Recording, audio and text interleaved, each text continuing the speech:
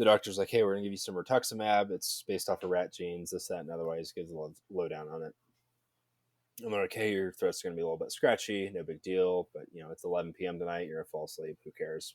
We'll give you some, some anti-allergy medicines. You'll be fine. They hook it up to my IV. And the first drop hits my vein. And my throat immediately just closes right up. Yeah. Can't breathe. Sucking for air. And, she's looking at me. And then I just start, my eyes roll back. I start throwing up and just convulse. And then, I'm just convulsing. And the last thing I hear is, code blue, all nurses to my room. Oh, and I hear a crash cart roll in, and I just black out. I don't remember a thing. It wasn't like I was seeing anything anyways, but, that was it. The last thought I had was, this is it. That's how I die. You're listening to the Art and War podcast with your hosts, Nathan, BR, and Paige. Nathan is a Canadian illustrator with a couple years of military experience. BR is a British anarchist that moved to the States. And Paige is a lifelong artist based in Washington. All three are passionate shooters and community builders. Together, they run the Seaburn Art page. Enjoy the show. I refuse to introduce guests. Are we on the recording? Yes, we are. Oh, well, now I can't cold open into something entirely different and derail. Now I have to introduce him. That was... okay. I've got you on the record now as saying that outright, which is perfect. You've just been psyoped. Smoking gun moment. All right. Today we have our good friend and returning, sometimes co-host, our friend Reaper Consultation, formerly Reaper 11, Reaper 11 Actual. Basically a dozen things. He keeps getting zucked for putting up counter-forensics guides. But yeah, welcome back. It's good to be here again. I am glad to be here in what is now probably the 6th iteration of the page. Oh, yeah. Whack-a-mole, that's how it is with me too, buddy. Never ends. Nope. It never ends. We just love Zuck and his platform so much. We just can't stay away. Okay, I genuinely, as much as awful billionaire overlords go, I really wanted to see him just fuck up Elon Musk. And not for any other reason than it's just the cold certainty of the machine, which is Elon, as he is a cyborg, fight the lizard man, which is Mark Zuckerberg. Who will win? Do we go with the cold certainty of steel, or do we go with the flesh, albeit scaled? I don't know, man. I think I'm on the side of the machines. Fuck the lizard overlords. We made the machines. The lizards came here. So I don't know. One guy wants to put a chip in my brain to control me. The other wants me to put my brain in a chip to control it. So I'm just it's what evil do you go with? They're both awful in totally different ways. Well, Elon killed a fuck ton of monkeys, which I think in our kind of space. Based? What? Based. I hate monkeys. Return to monkey, oh well, shit. Now we got a conflict. We do. I mean, I will gladly return to monkey, but that is us returning to what we should be. Monkeys in general, awful creatures. You don't like human-shaped animals that can rip your face off? No, I don't. They're horrifying. Have you seen pictures of the lady that survived the chimp attack? I do my best to avoid anything like that. The chimp was on top of her for 11 seconds. She has no face. Sounds like a skill issue. No, actually look it up. Monkeys are the worst creature, and I would I think this might be a Penn quote from Penn and Teller. I would strangle personally every single chimp in the entire world, baboon, orangutan, chimpanzee, whatever. Save a single homeless junkie with AIDS. I don't care how much Paige would hate. Is that you said that's a quote? That's a quote. Penn Jillette. No fucking way. No fucking way. I swear to God, look that up. Okay, we're gonna fact check this, ladies and gentlemen. But anyway, later. We'll do that later. Okay. Let's not get too off on the sticks. Fuck monkeys. Fuck monkeys. Art and War official opinion on monkeys. Get fucked. Fuck monkeys. Monkeys can go to the same place John Harvey Kellogg is. But don't fuck monkeys because you'll get AIDS. Yes. Also, AIDS came from them.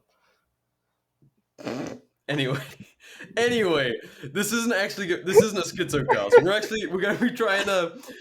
Oh my god, Anyway, Reaper has Reaper has been a great source of information and inspiration for our community for some time now, and it's something I've really appreciated about you.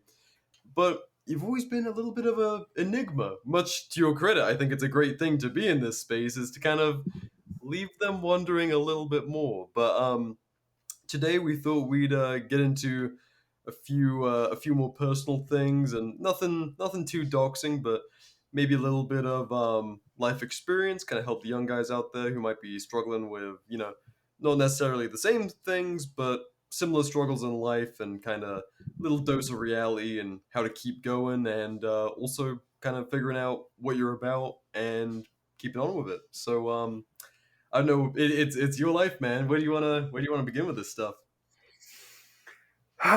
Well, it all began when a gorilla got killed in a zoo. That's when everything started going downhill. Which, good, one less gorilla, but why did it have to be that gorilla? He was holding so much together. He's the only one. I'd give him a pass. R.I.P. Harambe. Oh God, where to start?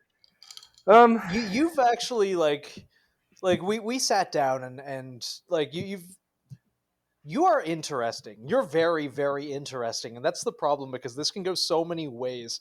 I don't quite know how to put it. If I had to sum it up, it would be, God, where do I even start? We can't really talk about your family too much without doxing you. Would former football star turned leukemia survivor turned badass work? Sure. It's all false. I'm a soft pussy. I fail at everything, and I'm ugly. So it's like there's your summary right there. You're on camera right now. Cool. Podcast over. That's all of us. Podcast over. It's yeah. Both sides of my family ran moonshine, so that was cool. Fuck yeah. I thought one side of my family I knew did, because we had alcohol distribution during Prohibition, which put two and two together. But I go to my grandfather's funeral 2 months ago, and then some of my uncles are showing me photos, oh yeah, this is the you remember that garage they used to have? I'm like, yeah, and they're like, oh yeah, here's some photos in the back, it's all stashed with shine. They worked on all the cars when they were on their runs. I'm like, oh, cool, both sides of the family were based. This is awesome. But it is fun to find some family history in there. I found out 2 summers ago that are you familiar with the Hatfield and McCoys? Yeah.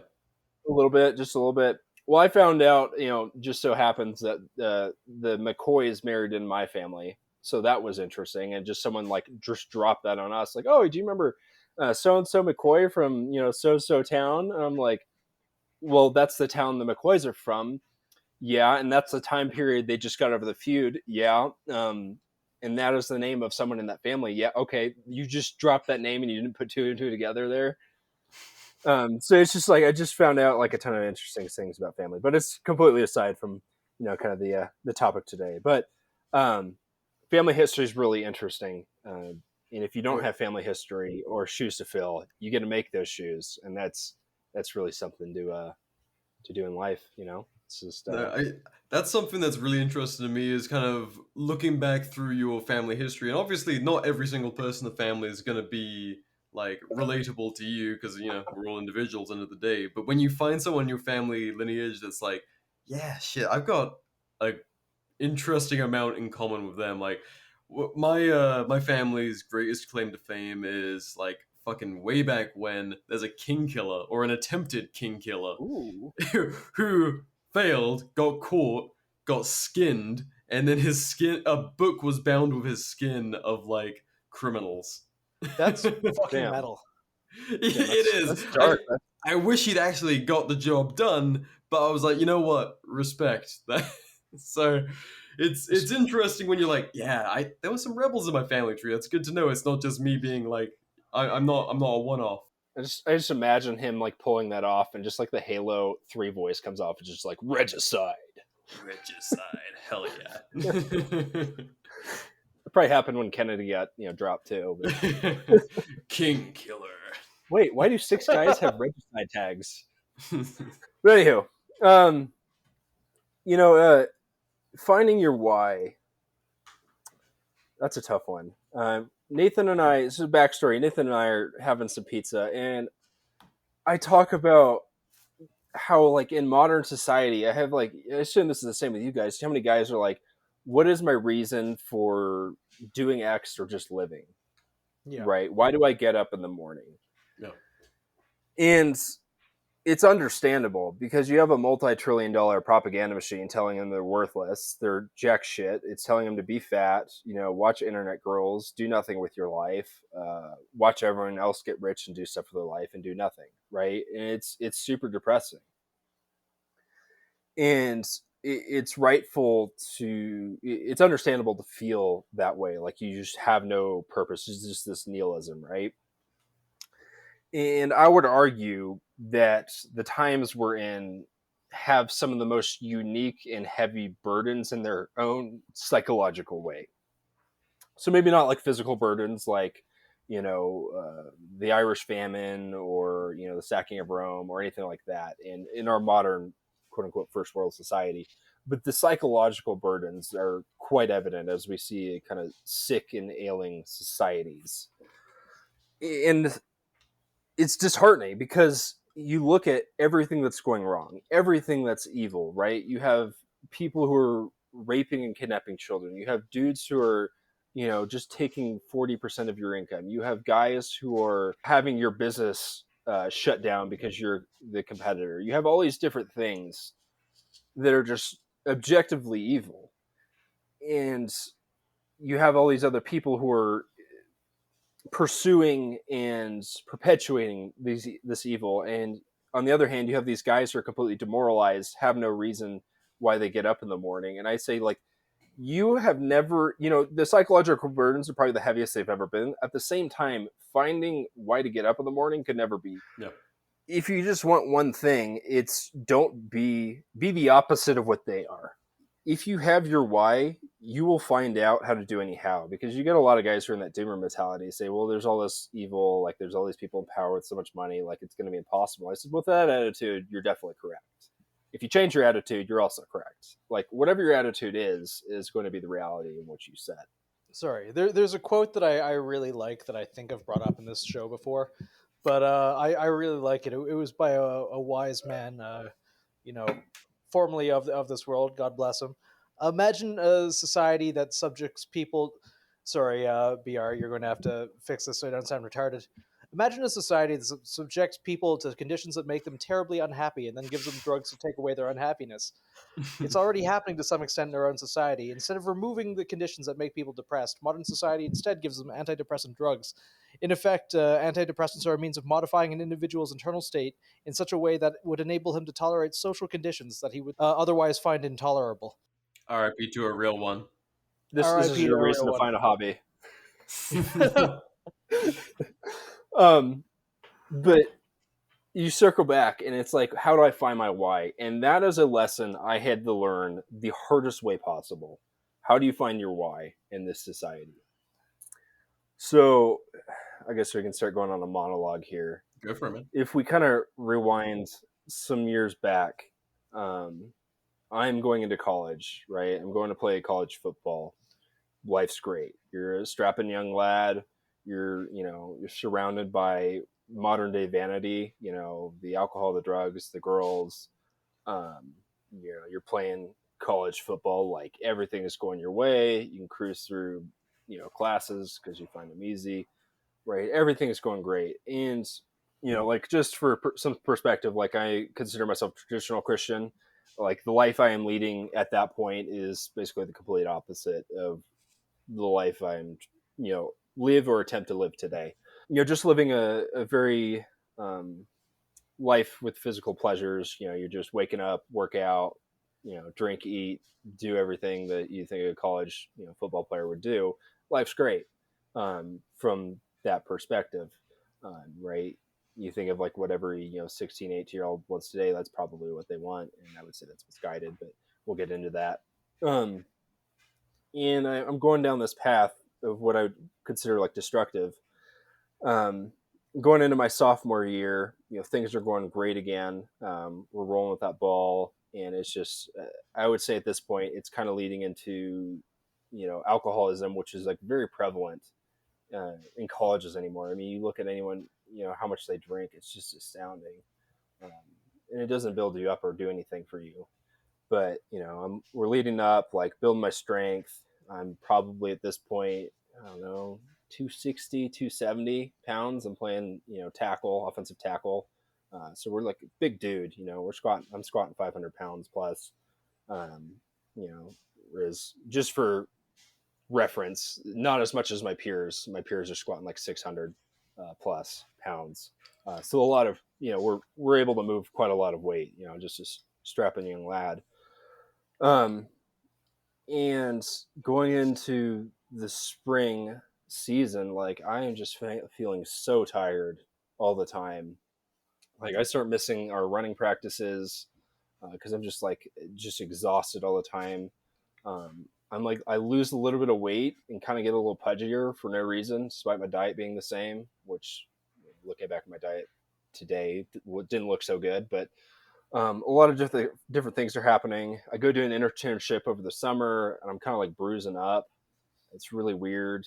I have to go to the hospital a couple times for some issues that I was having. And like nothing was getting diagnosed. It's just weird. I was in some excruciating pain. And going back to the hospital time and time again. And I was on this trip in Alaska and I had to go to like the infirmary just to get treated, and then I have to fly back home, and like no one's figuring this out, what's going on with me. And I'm just feeling like dog shit. And then I go to this one local medical center back home. They can't diagnose anything, so then we go to like a higher level of care.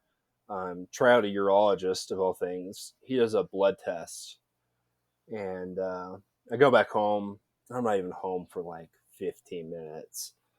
And I'm in my room just chilling out, and I hear my dad's whimpering voice, which is like really weird because he was always known as, like, we always call him the drill sergeant because he's just very loud, booming voice, very commanding, and with his vocals, you might say. It was just like whimpering. It was like a scared child calling my name, and I was like, that's not good.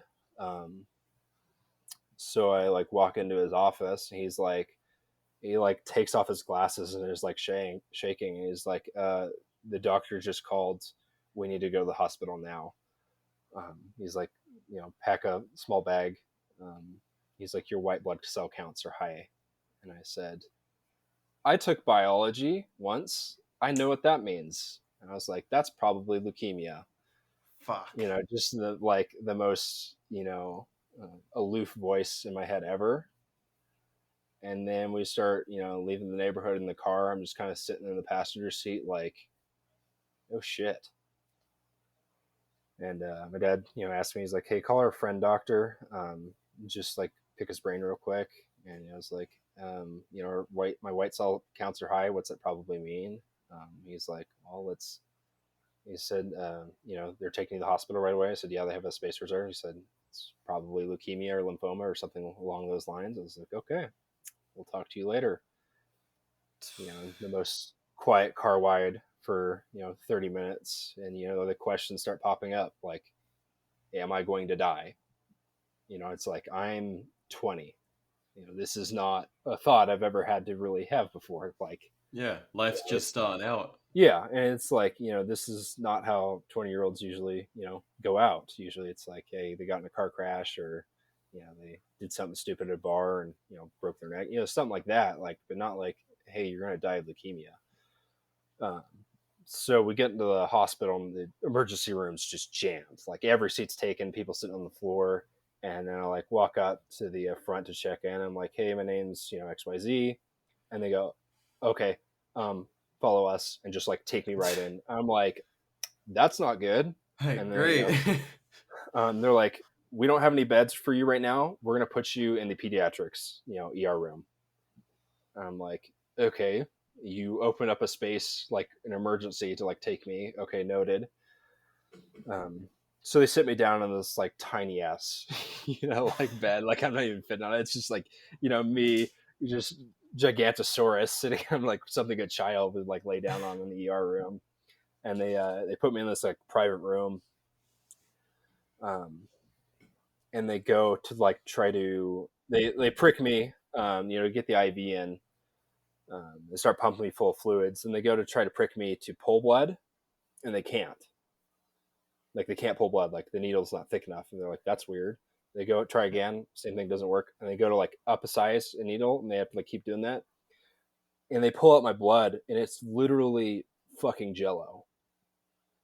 You ever seen snake venom when it hits blood? It's kind of jello-y.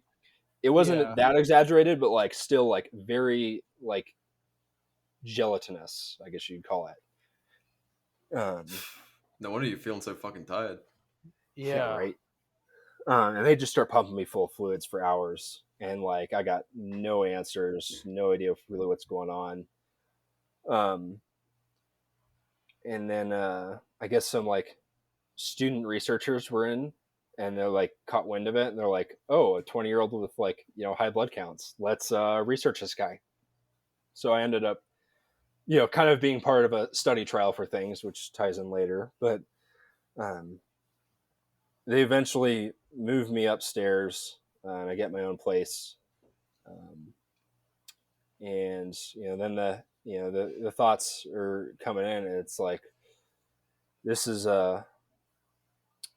not how I thought my life was going to go. With cancer and all. And then over the next few hours and days, I get to meet this doctor who is a very, very happy young man. He comes in the next morning, just like, he's like leprechaun height, and he's just striding in, just all happy. And he's this Lebanese guy who fought in the Lebanese Civil War and got shot in the head. He's just like the happiest guy I've ever met. Crazy backstory. But, like this short guy, and he's just happy. He's like, "Hey, don't worry, we're going to get you all fixed up. Everything's going to be all right." I was like, "Okay, good to know." And he said, "Okay, your white cell count should be about 10. It's about 462 right now." I go, "Oh." He's like, "That's why your blood's so damn thick." He said, "If you were not an athlete, your heart would have stopped a long time ago."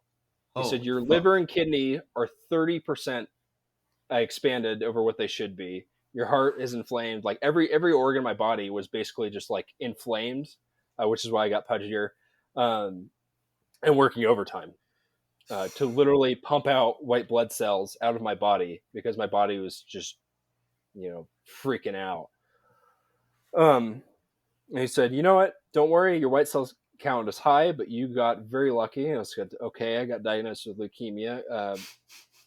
How lucky did I get?" He said, "Well, you got the easiest type of leukemia to treat." I said, "Great, awesome. I said, "What do we have to do?" He said, "No, some light chemo.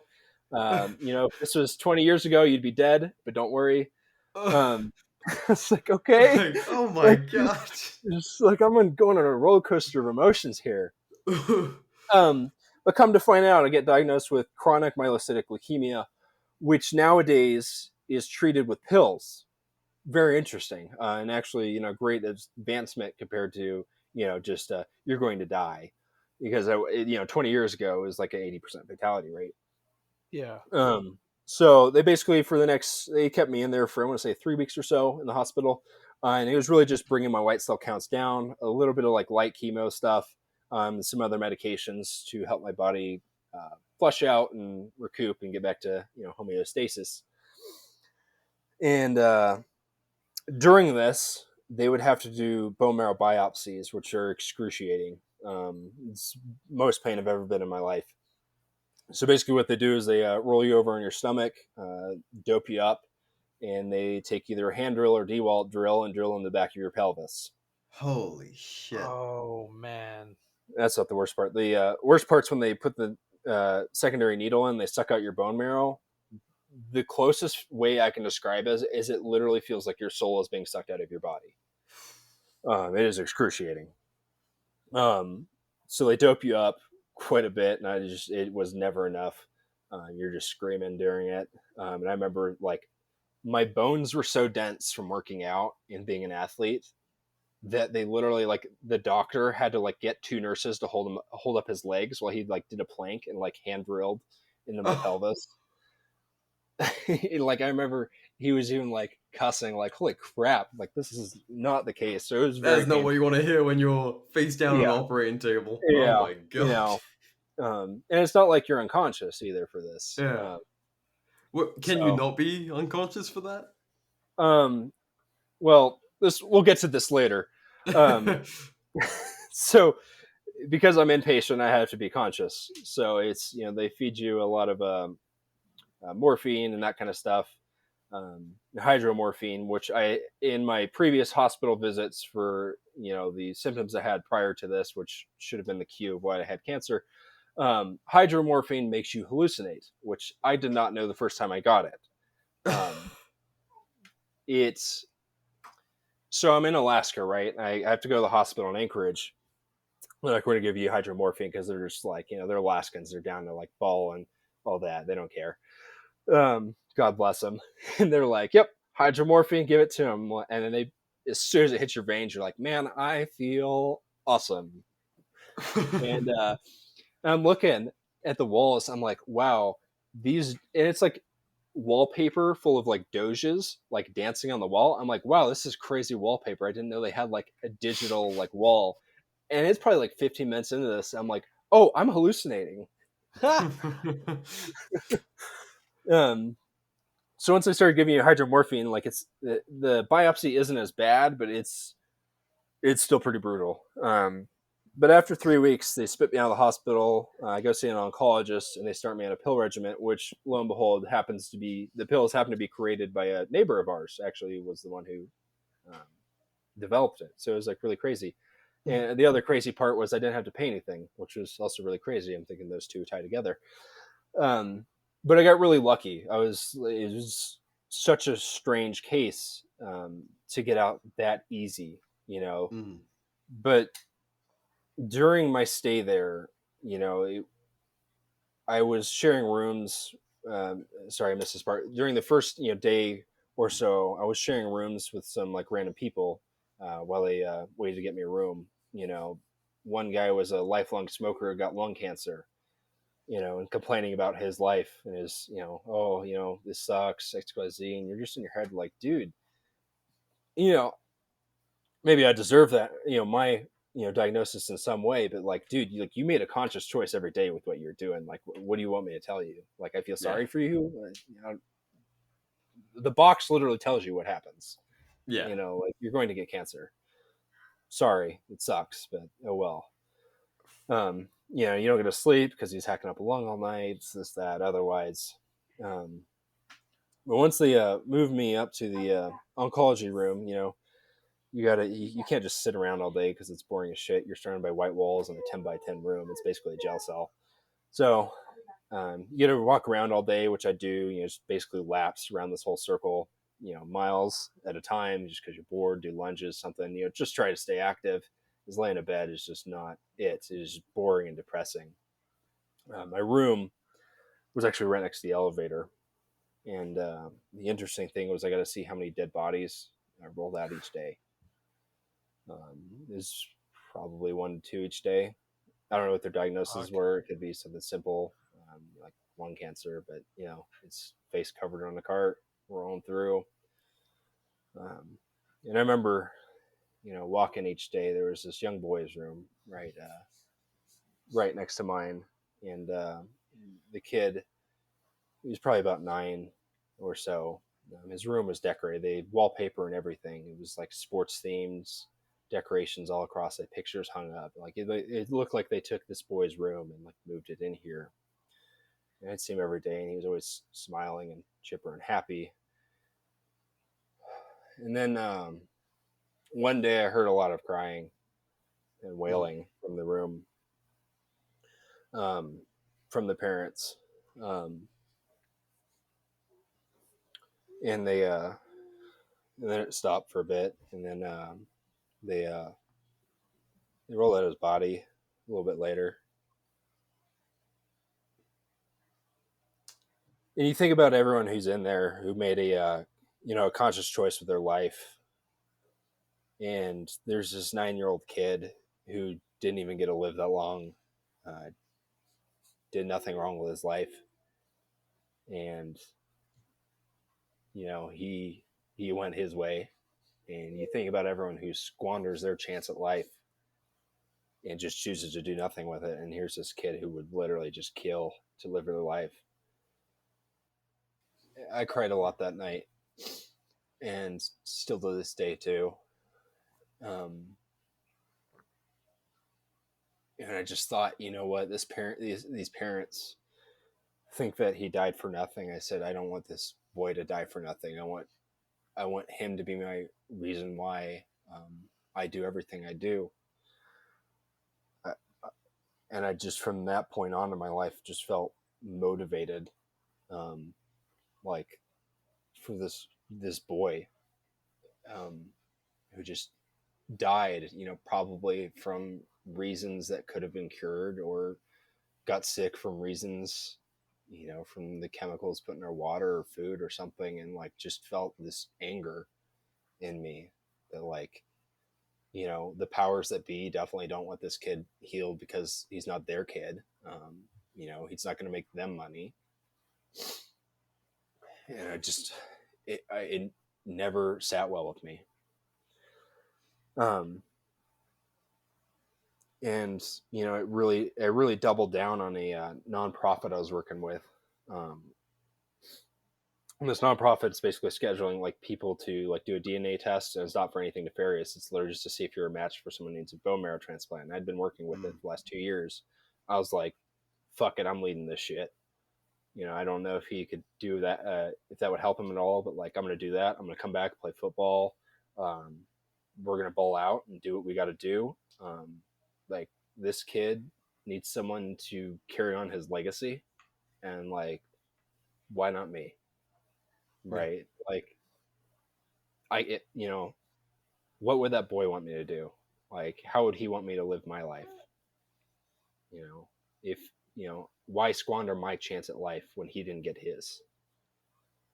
And I just felt so motivated. So I came back in the spring and just busted my ass working out because I lost all this muscle mass. And it was like, fuck it, we're going to work out. And pardon my language, it's not, it's not great of me, but like, it's just, this is the mentality. Just like, I don't care. Like, I'm going to come back. I'm going to do this. I'm going to, lead this charity, this nonprofit. I'm going to, come back and play football. We're going to do what I need to do. And there was definitely a change in attitude with me, particularly with like substances and stuff like that. It was just like, hey, like, I need to cool it. Like, I got priorities I need to take care of.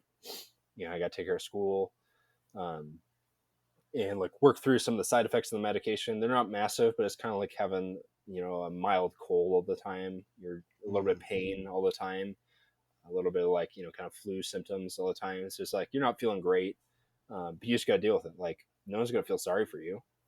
It's like in that hospital, like, I got to see who reached out to me and who didn't give a shit.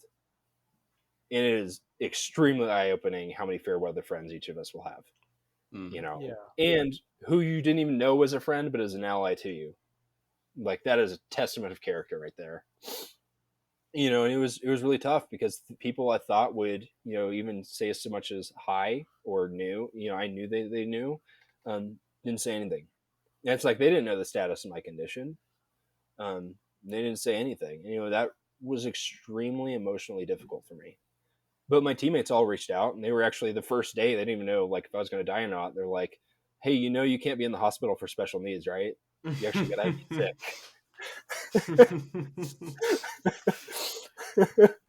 That's what you need. Exactly, right? It's they're probably a little scared too, as was I. But it's eye-opening who's actually your friend and who just says they're your friend. Yeah. And having gone through that process a couple times in my life, like, you get very selective. You try to rate people as best you can, or just, even if they're not super loyal, just pick people who are not going to cause you the hassle or the pain. BR here with a quick word from our newest sponsor of the show that made our first video podcast possible, the great people over at Attorneys for Freedom.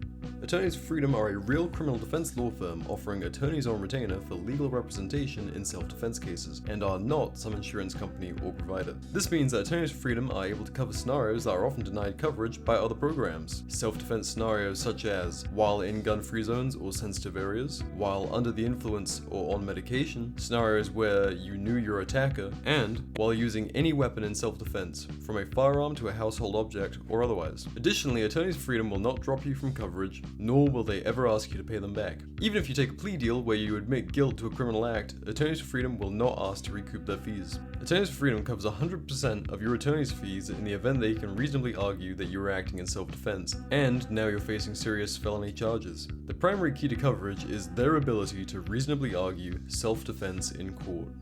Nathan and I have signed up already, and you can too in no time at all.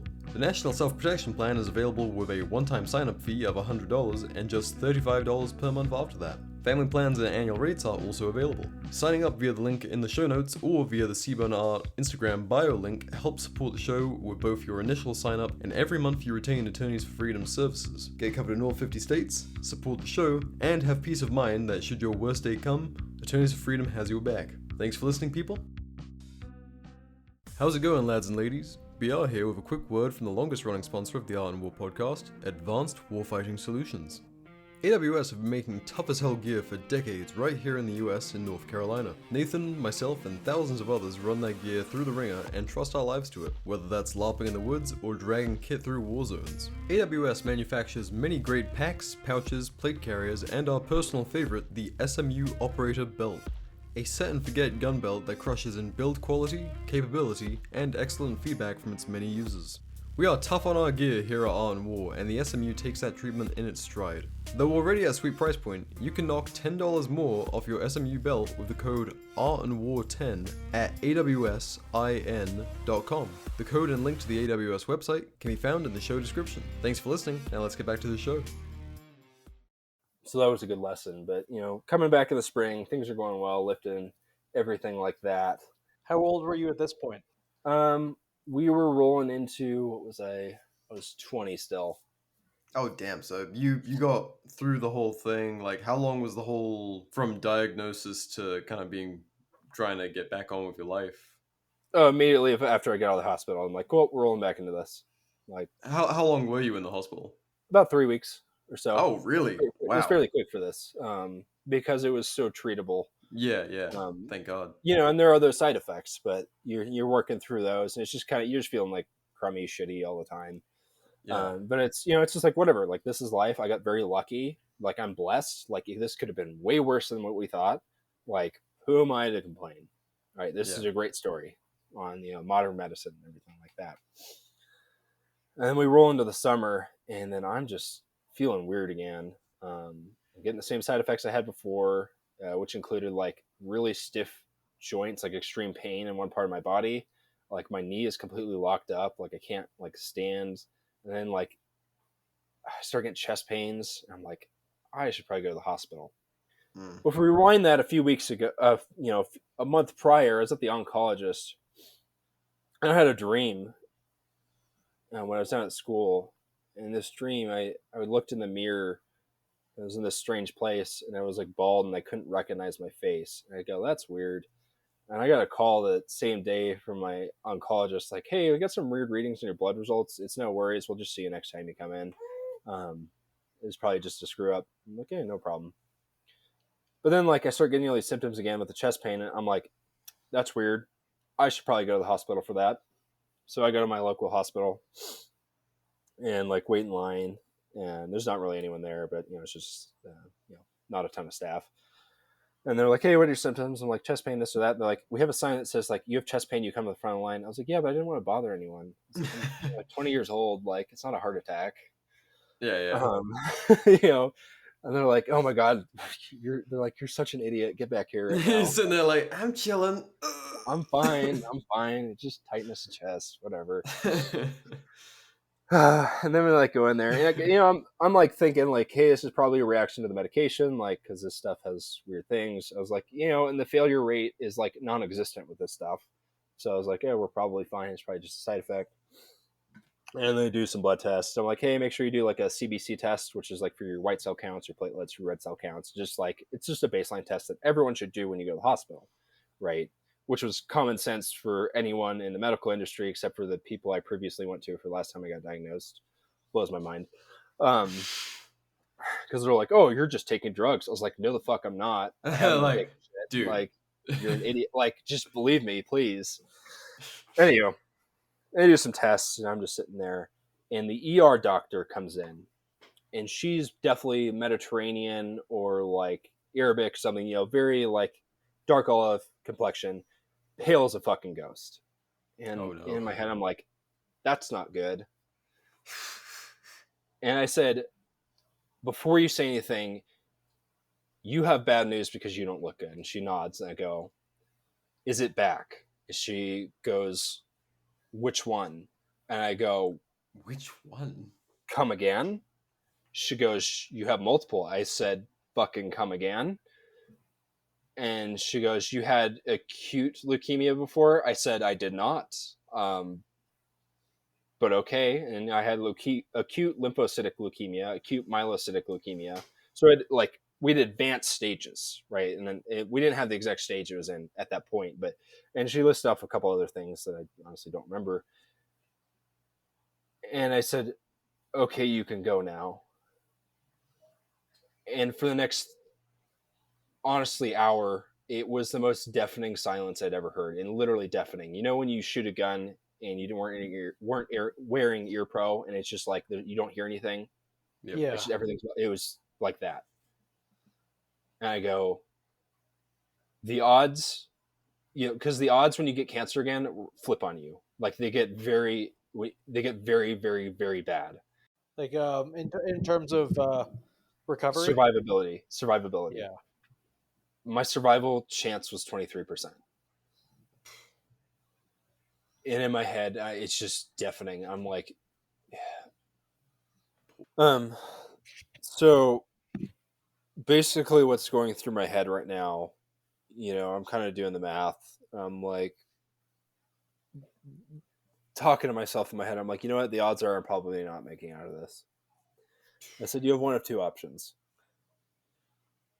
You can moan, you can groan, you can do what everyone else would do in your situation. You'd be totally justified. And no one's going to remember your name. Or you can draw your sword. You could fight like hell. And maybe, just maybe, you can make your way out of this. Maybe there's a chance. Yeah. I mean, the mental thing's a big part of it, right? Yeah. And my whole life, I'd grown up being, weight trained by a very disciplined coach who was very much, on the like extreme disciplinarian, very drill sergeant-esque, very, be here at 4 a.m. in the morning to work out. Like this is the routine like I grew up with. If you're not at your selected time at 4 a.m. to work out, you're going to be doing a wall sit for 45 minutes with a 45-pound plate, and you're going to have to do your workout in an hour. Suck it up. Like this is what you signed up for. So that's kind of what I grew up with. And I was like, we can go with the mentality I was raised with, or we could just be soft. I was like, like if you do die, like at least you went down fighting. And that's a hell of a lot better than just being, wimp about it. So that's what I decided to do. And it was a long, silent journey in the ambulance. Kind of told the EMTs what my situation was. And that was, for guys who get to see, dudes who have their, heads cut off and, stabbed to death and stuff like that. Seemed like it was pretty tough for them. Right. Because it's one thing to have a guy die. It's another, for you to die slowly. Yeah. Yeah. And be aware of it. Yeah. So we get rushed into the hospital. And it's a lot of waiting games, a lot of tests, a lot of this, that, and otherwise. My white cell count is high again. I think it's in the hundreds this time, not 400. But the diagnosis is not so hot.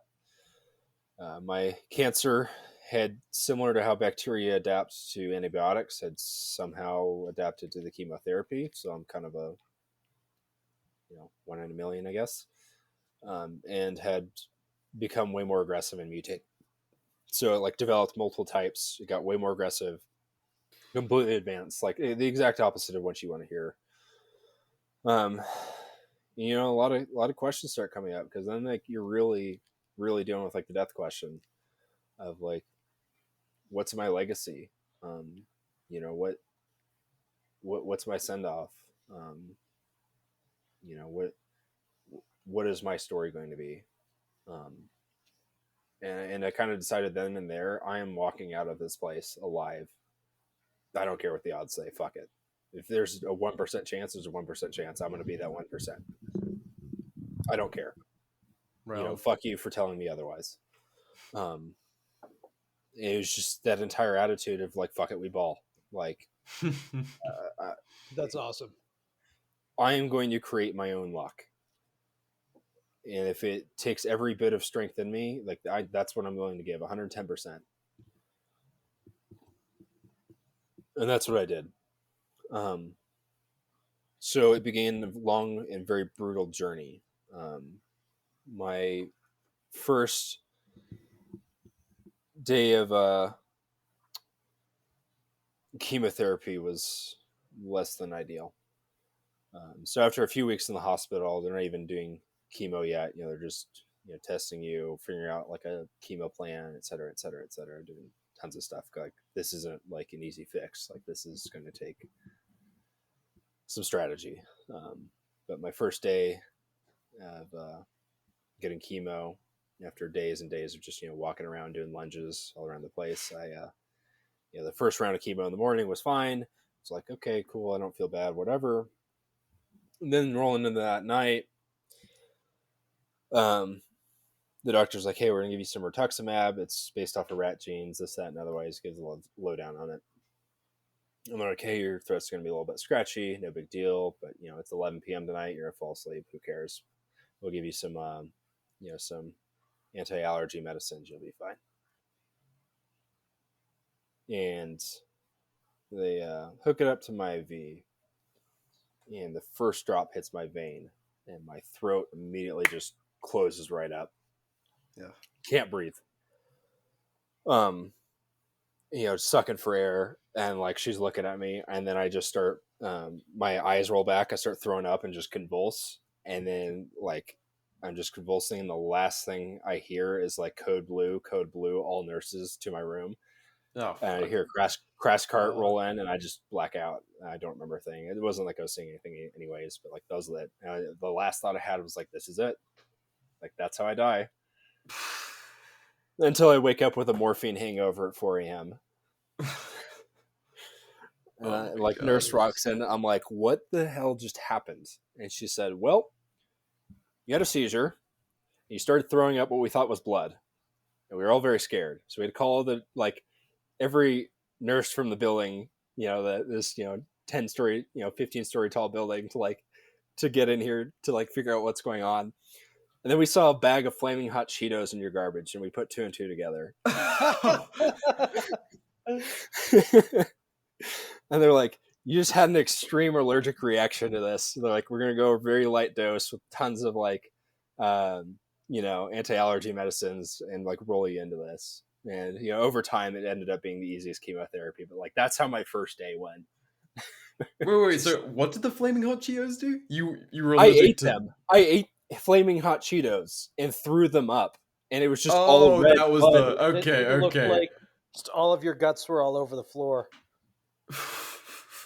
God, yeah, that would be. You see a guy seizuring and throwing up flaming hot Cheetos. That is gonna be fucking wicked. Yeah, giving the nurse a panic attack. Yeah. Oh my god. So we'd be going through what would end up being about what is supposed to be a roughly 1 to 2 year long process of chemotherapy. You do an A and B cycle. You know, it's a 1 month inpatient to 1 to 2 weeks outpatient, back to inpatient. And just like, you're just taking punches, you know. Had they given you any kind of like, you know, expectancy? Like, if we don't treat this, you have X amount of time at this point? Not really. I think they were really trying to avoid those questions, and I think rightfully Yeah. so. Yeah. I did ask. I was like, "Hey, what's the percentage? What's your death rate at this hospital for, or not at this hospital, but like for my type of chemo or therapy for just the chemo? Like, how much does the chemo kill versus just like the cancer?" And it was about like 30% for just the chemo. Jeez. The first round of the hospital, I was in there about 6 weeks or so. So the first 2 weeks is the easiest. Once you get to week 3, like that's where things start going downhill really quick, and it starts feeling like a prison cell. So I'd kind of find excuses to where I could go outside, even though I wasn't supposed to, just to enjoy the fresh air. Get some sunlight and do whatever, because I cannot stand being cooped up. Try to do lunges around the ring, walk, bike, do whatever I could to stay active. So they advise you against going outside? Yeah, because your immune system. Oh, it's like, that yeah, makes sense. that precarious, Yeah. So we'd start going through the A and B cycles, and they just started getting really brutal. I started to lose my hair, so we just shaved it all off. It's like not just like the hair on your head, like eyebrows, eyelashes, chest hair, armpit hair. Everything. Yeah, you basically end up looking like an unfinished Wii character. Oh no. You're like, what's missing?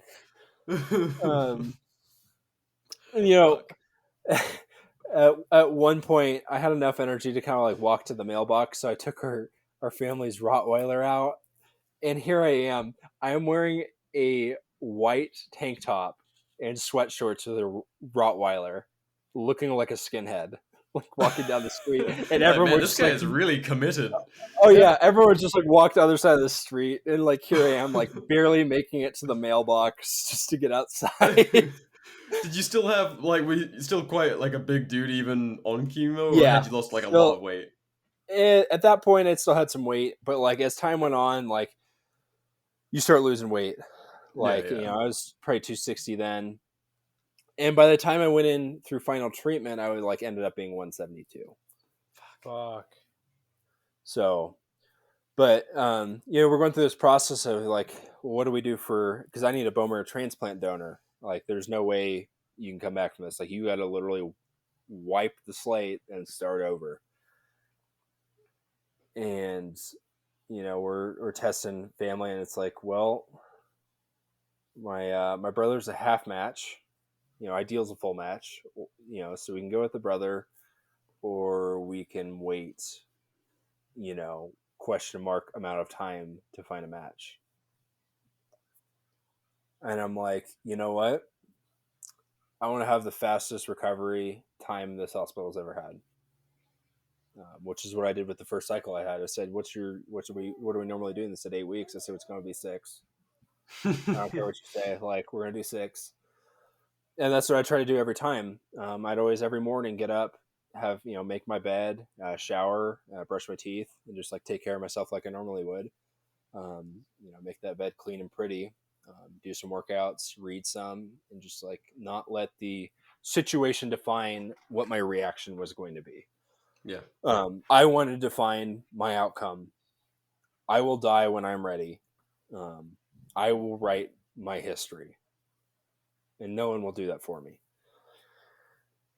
So we're going through all these cycles, and then it's just beating on me, because it's just like 1 month hard chemo, 2 weeks outpatient easy, 1 month hard chemo, 2 weeks outpatient easy. And this is supposed to be a year process. So by like month 6, I'm like, hey, are we ready? Can we just do a transplant? And they said, like, this is super early, but yeah, we could do it.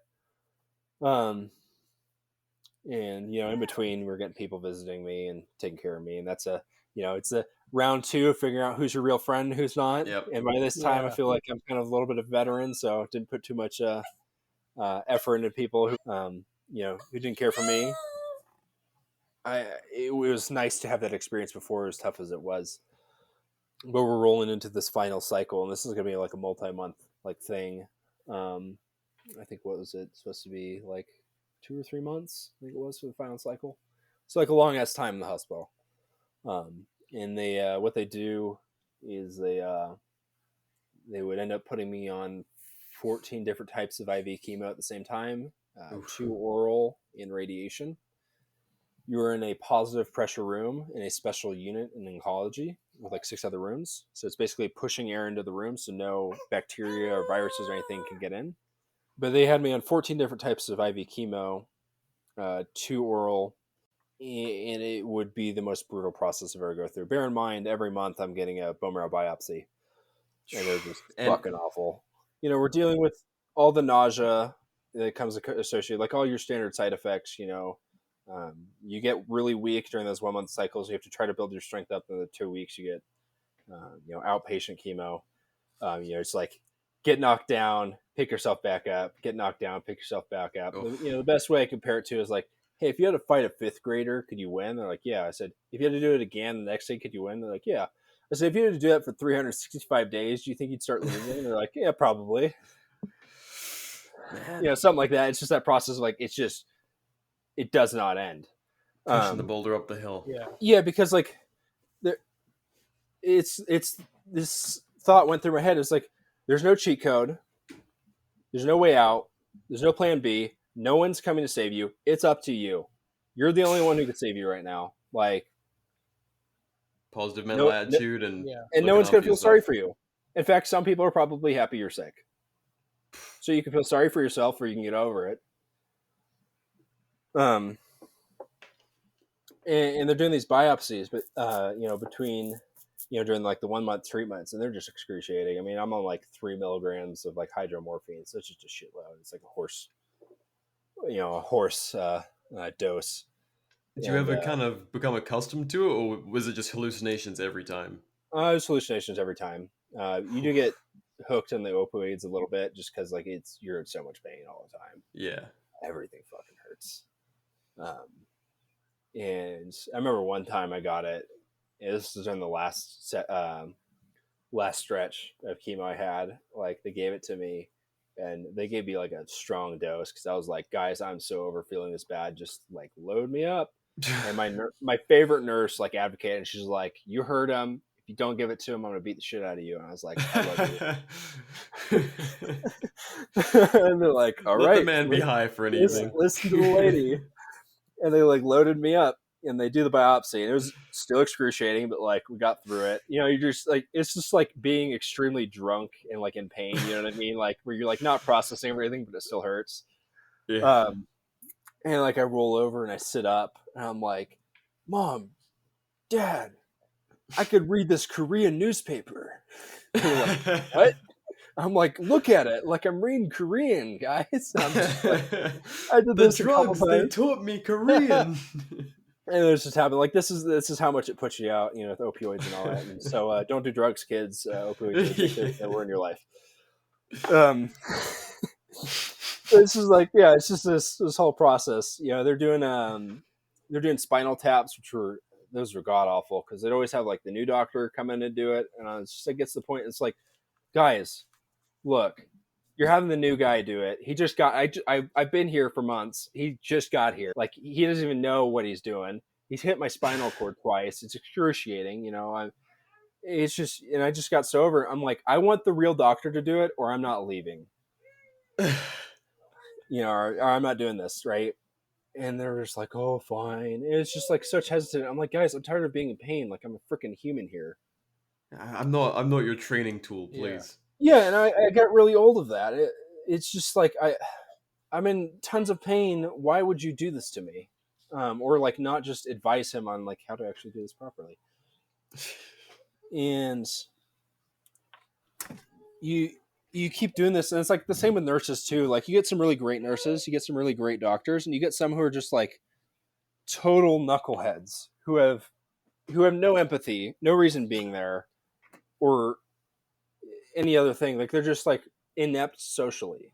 It's like if you wanted to do research, but like as a doctor, you got to be good with people. And don't get me wrong, I had some great doctors who were my advocates the whole way through. But there's plenty more than them who are just, it's just like, what, you're like a robot. And I remember one time I had to go in to the hospital because I got like a cold or something, which is like really bad because you have no immune system. They put me in like the cardiac ward because it's where they had space. And this one doctor, came in from oncology down there. He's like, hey, just checking in. I was like, hey, you're new. He's like, yeah. He's like, I know how you feel. I was like, that's bold words, but okay. He's like, yeah. Like, he's like, yeah, I had leukemia when I was a kid. I was like, Oh, well, that's pretty cool. You know, it was nice to see someone who could truly not just sympathize but empathize with it.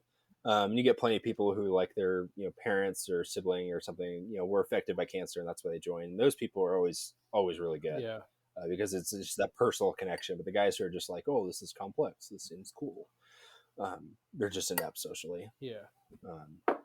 So, we're going through this whole process, and we get to this last stretch, and I lost all my hair, I lost all my muscle, I look like a freaking POW, and things just start going farther and farther downhill, and it's just a deeper and darker place. So I can't use contacts or glasses, so I can't see anything. I have sores from my tongue and mouth all the way down to the other hole. So like my entire intestine, stomach is all sores, so I can't eat anything. I get to the point where I'm not strong enough to even really sit up, and use the faculties. So I have to get taken care of in that respect. I can't talk really at all. I am so gone mentally from the chemo that I don't know really my name or where I'm at. I lost some friends along the way, lost some family while I was in, so there's that part as well. And it really, for me, circled back to, in the Bible, there's this man called Job, and in the book of Job, I felt a lot of like similarities there. Job got lesions all over his skin. He couldn't talk, couldn't see. He lost a lot of things he had, and kept his faith the whole way through. Basically, in the story is the Lord says, like, I will, what Satan took for you, I will reward you twice over. He loses all these faculties, which I was having at the same time. I mean, for the love of God, I literally have pieces of my bladder and kidneys coming out, number 1 and number 2. Like, it's just blood out of 3 ends. Were you religious going into Yeah. all of this? Yeah. I think it faltered a little bit. It was strong through high school, and it faltered a little bit, the first 2 years of college. I started circling back, after the first round of cancer. Yeah. Really just hung on to that throughout.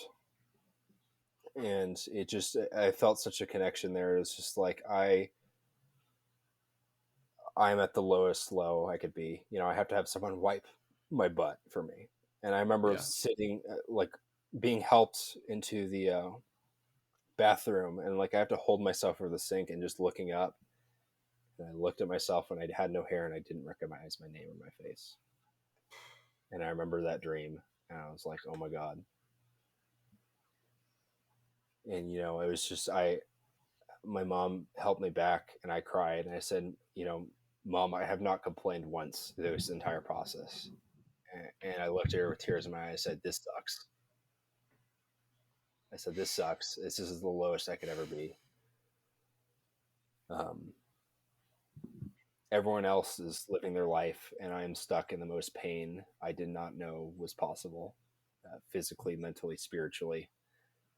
I said, this sucks. And that was like the lowest low. I had no immune system at that point. I just, like, it was like right before transplant. It was awful.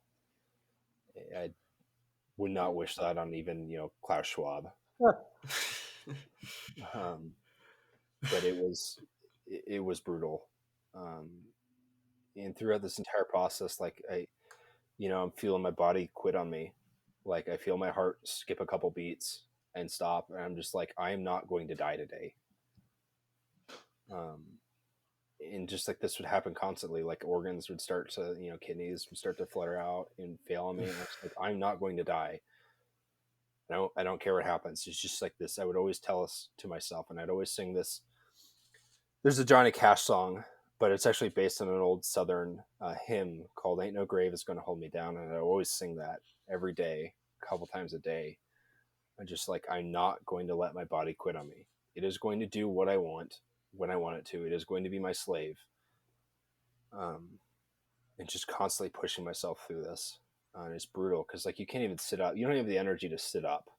Like, just think about that. You don't have the energy to, like, in a, like, lazy boy chair sit up. It's too much.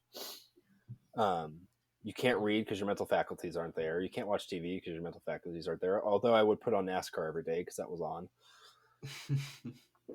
one of the 4 channels that we had in there. Good luck playing Xbox. You don't have the energy or attention span. You're sleeping all day.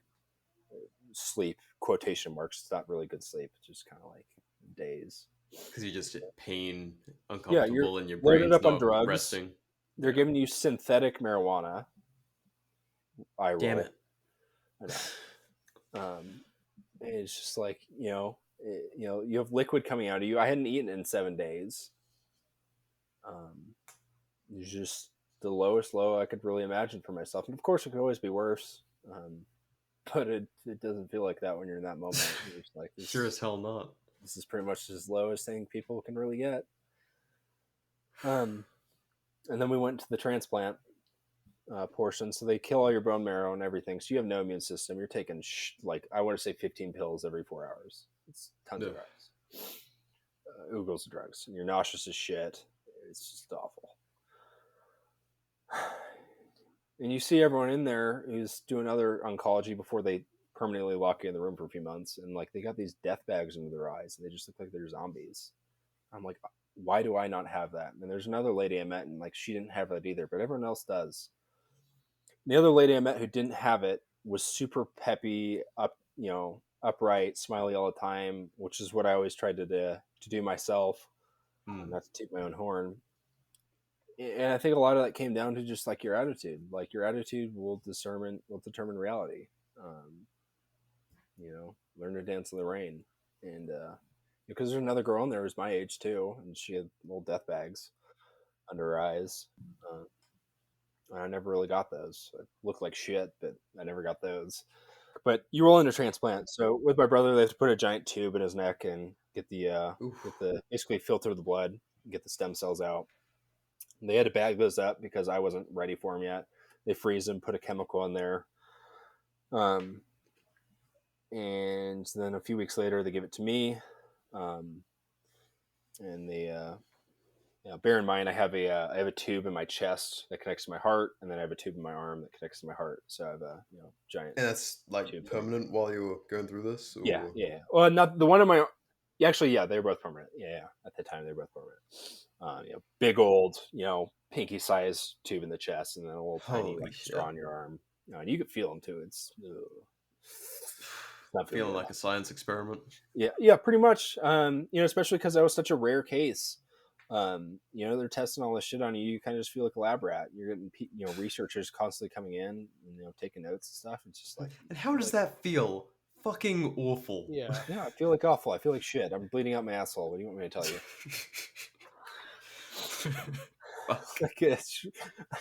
Read the room, dude.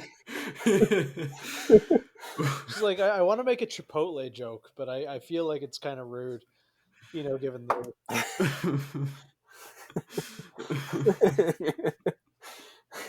Did you have Chipotle? No, I have leukemia. Luca, what? Stop speaking Nazi. Stop speaking Nazi, you skinhead bitch. I fucking love that meme. That one, I always love that one. That never gets old. Leukemia, what?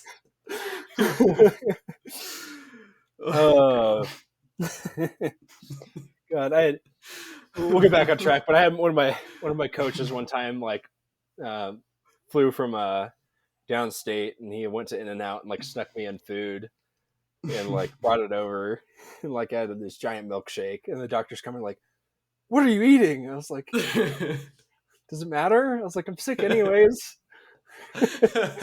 Just always cracking jokes. When they're like, do you have any signal you're going to get cancer? I was like, I don't know. Maybe I was standing in front of the microwave all the time, but I just like to watch it. Might that have been a cause? And then you'd always be like, hey guys, am I going to get superpowers with all this, or do I have to pay extra? Cracking dark jokes all the time. Dark jokes really do get you through. I will say, it's a coping mechanism, and it is necessary. We staring death in the face. I mean, Yeah. It can't be the light stuff. It's got to be hit me with that dark stuff. Yeah, well, it's not that dark when you glow in the dark, but yeah, I get your point. Yeah. no nightlight needed. They're radiating warmth. Chemo.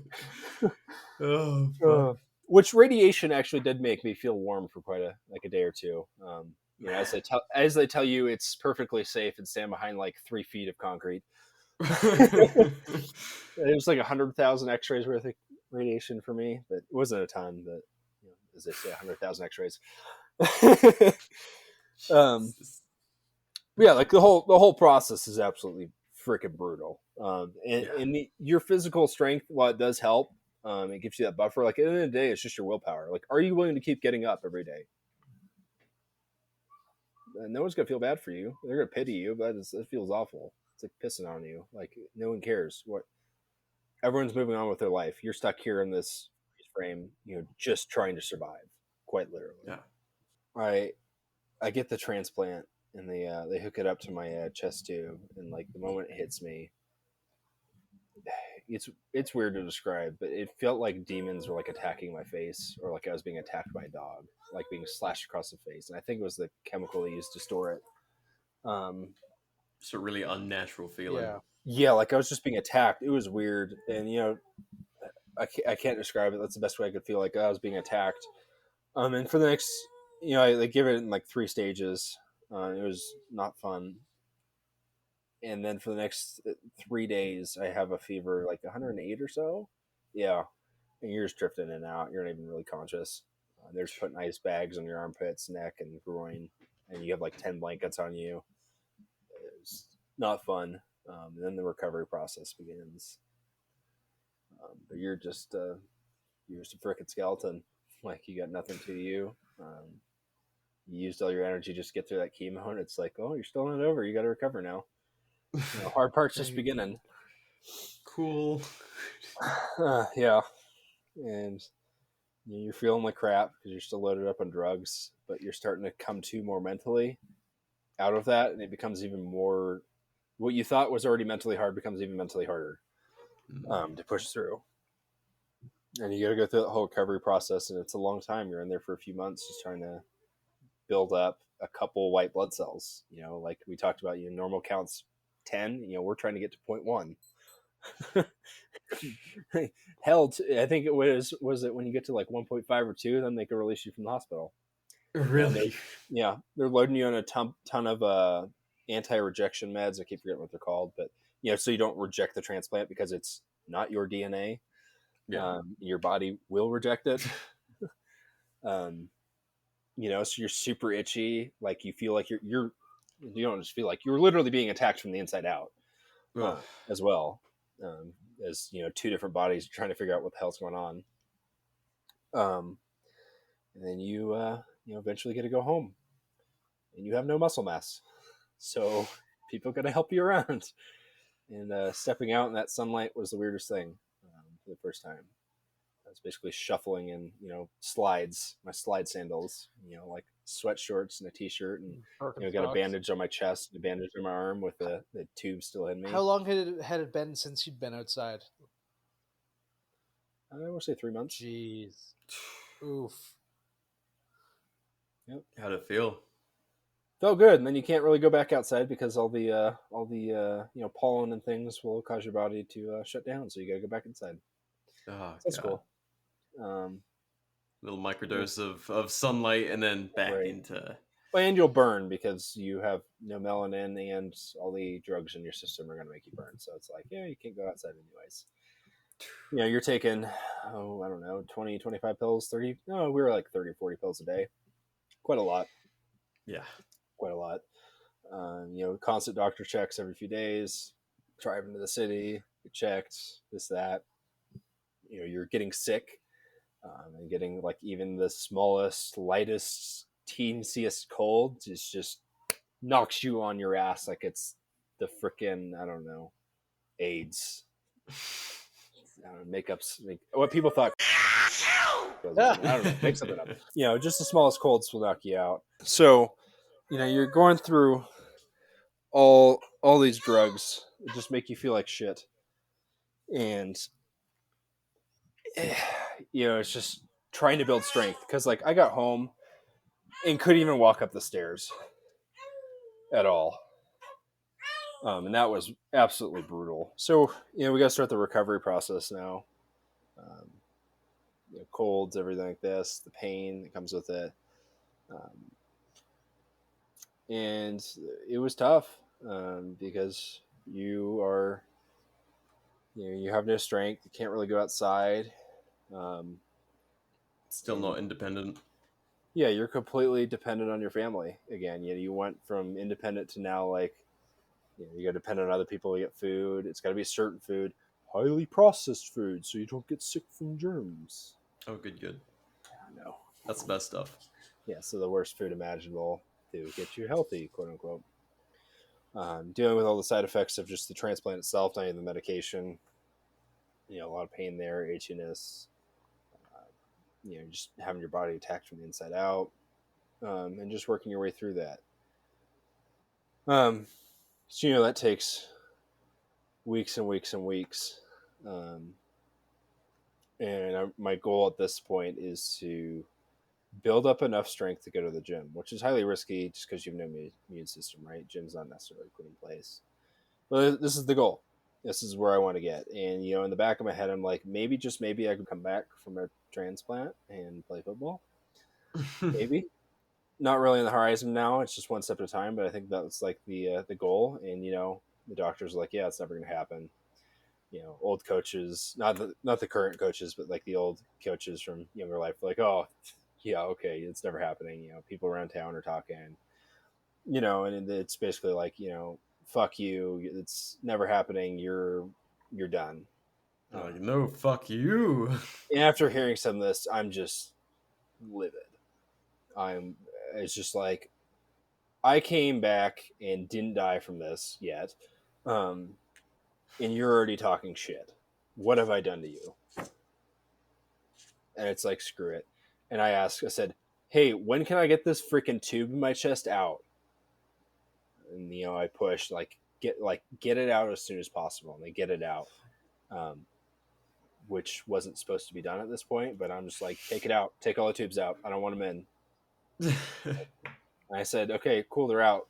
When is the earliest I could start to work out? And they said, 2 to 3 weeks, you should recover. Bear in mind, getting the tube taken out, it's connected to my, the very thick arteries in your heart. So it bled quite a lot when they pulled that out. And that was, I was like, oh, I could actually die at this point, if this isn't done right. So that was interesting. But I'm in the gym, 3 weeks in. And I called my old weight instructor. I'm like, hey, I'm coming. I'm not taking no for an answer. You know me. I'm an asshole. And we just work out something to work and disinfect all the weight equipment. And of course, first day in, I can barely walk in, with any energy. I go in, stretch, and holy, just imagine the fattest guy ever, just holy shit, that was a workout. I can't even really do a push up. I think I can manage maybe 3 with bad form, just super weak. But you got to start from literally square zero and work your way back. And bear in mind, college athletes are very strong. So this is a grand freaking plan. And the season is about a year away. That's not a hell of a lot of time to get strong. So then begins this uphill journey.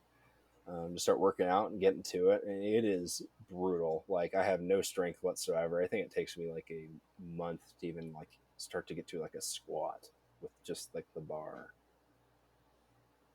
And then we just stick to it. And bear in mind, I'm pretty fat because everyone's trying to feed me food because you need your strength, and it's I'm not burning any calories, so I just get really chunky.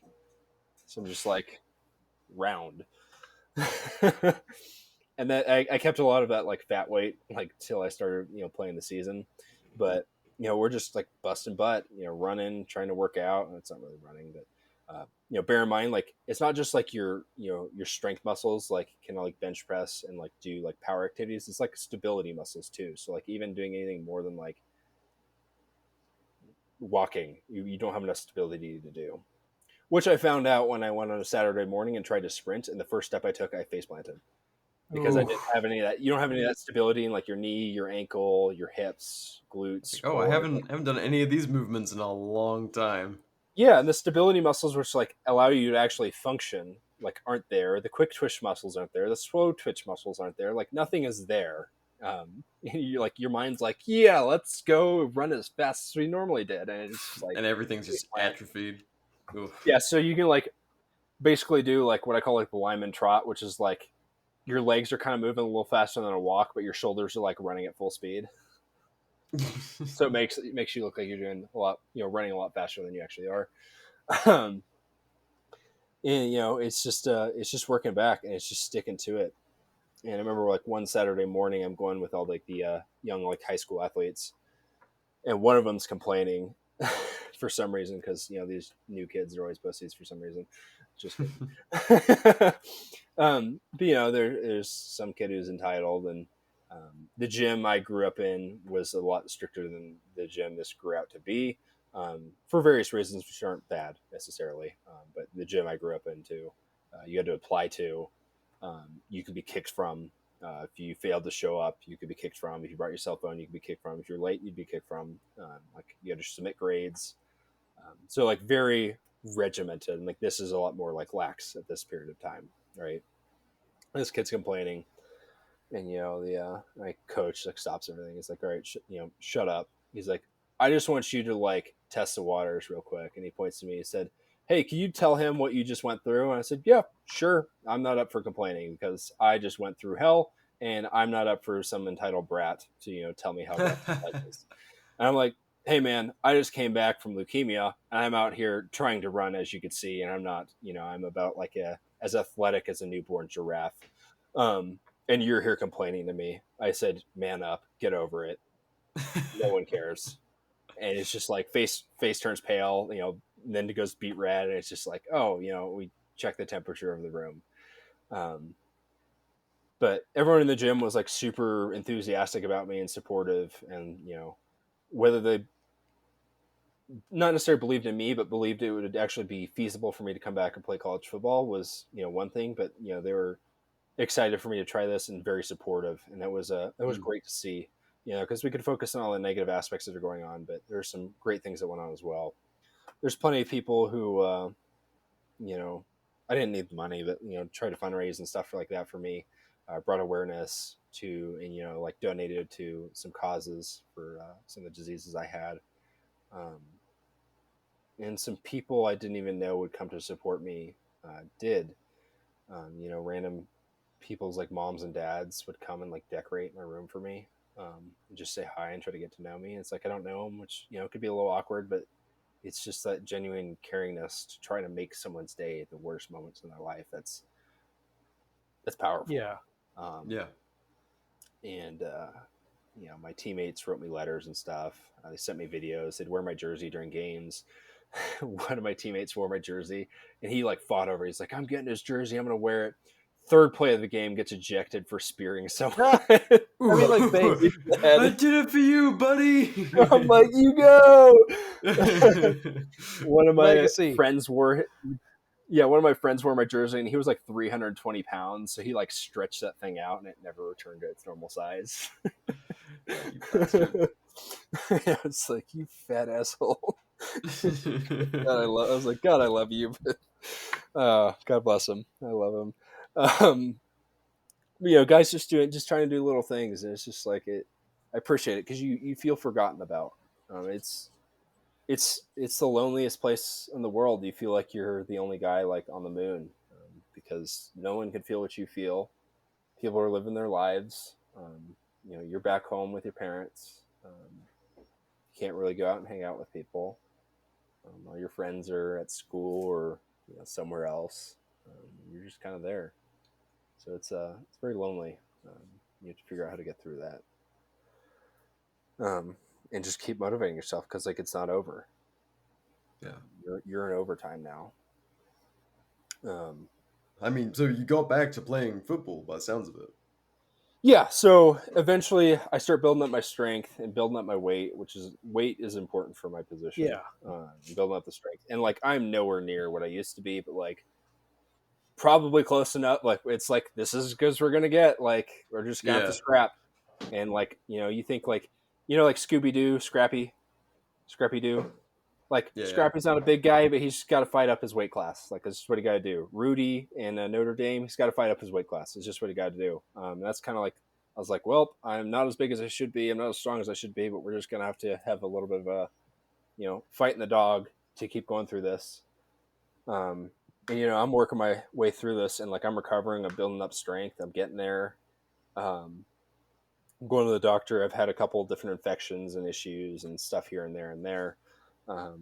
But overall, things are going fairly smooth and very quick. It's like I'm going to get healthy. I'm going to get back, and I'm going to do this no matter what it takes. Yeah, that's the objective, not just surviving this thing. Yeah, and we get to the point where like, season's getting close, and I'm like, Doc, I'm not asking you to tell me this is safe. I'm asking you to say like, is it so stupid that you were going to veto me doing this? He said, I'm not going to stand in your way. He said, it's like, I don't think it's smart, but I'm not going to stand in your way. That's what we like to hear. At least he's honest. Cool. That's all I need to hear. I said, cool. We'll work out, get me to different oncologists at school and stuff like that. I said, awesome. We go to school and, doing the best I can. And it's, there's a lot of talking because it's like, will I actually, and it's not, doubtful. It's just like, will I be able to actually do this?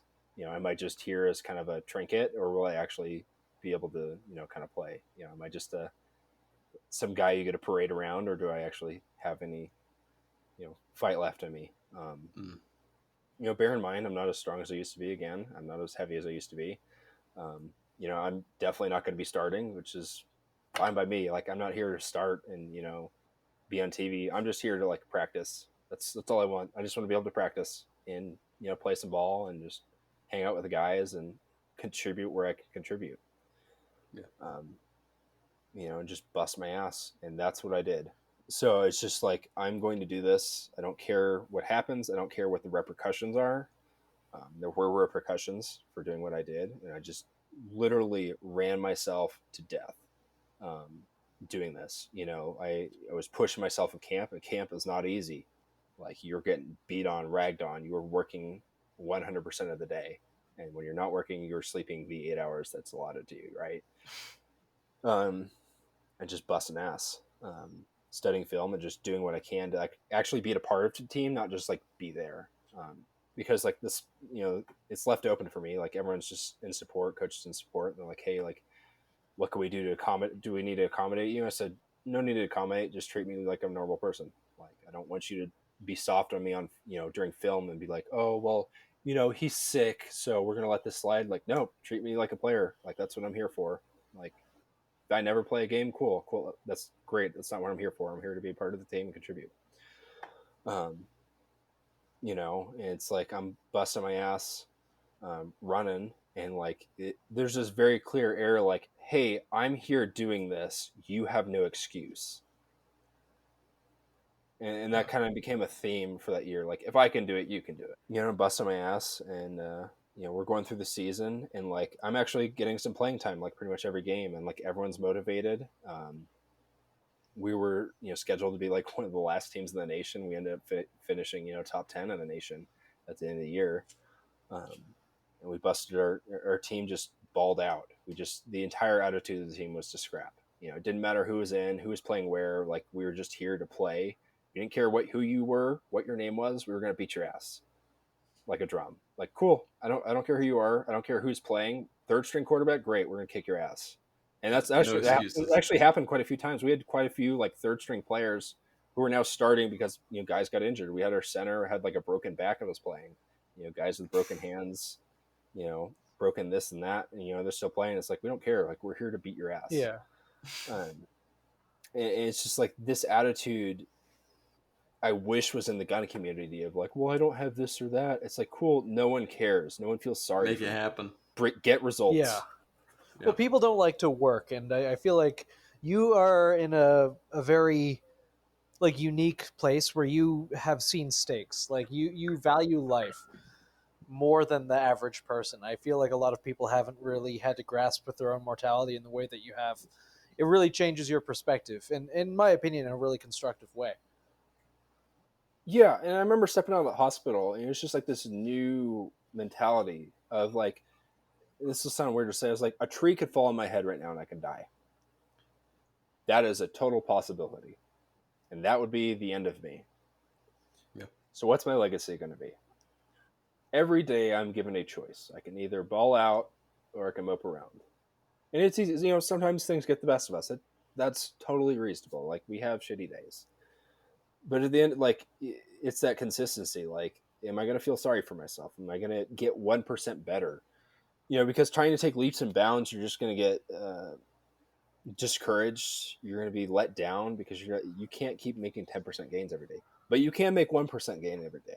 And 1% gain every day at the end of the month is what, like 33, 34%, something like that? Doesn't matter. It's compounding interest. So what are you doing today to get that 1% better? What are you doing today to improve your mentality, your physicality, your spirituality 1%? Because you think of like the Colorado River. The Colorado River didn't get that like mile deep gorge overnight. It was consistency over time. And the same thing with you. Like, if I'm not consistent, it doesn't matter. Consistency is like not playing the short game, it's not playing the long game, because you're not just living by the day. You got like a 10, 50 year, 100-year plan of like what you want to happen.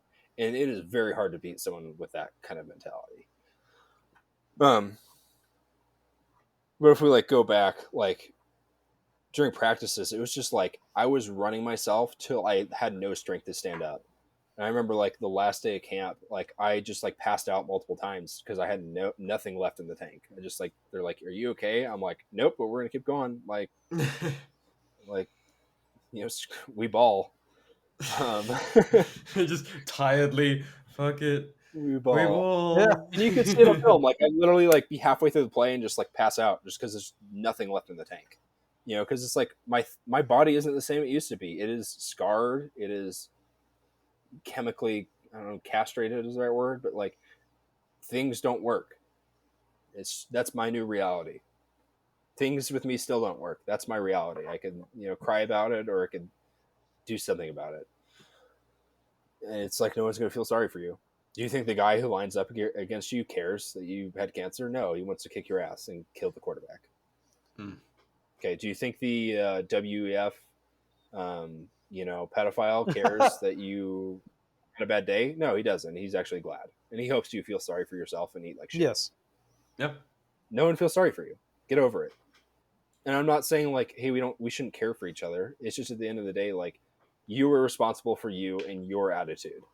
Take control of it, and just ball out. That's the words I'll use: grit, scrap, and ball out.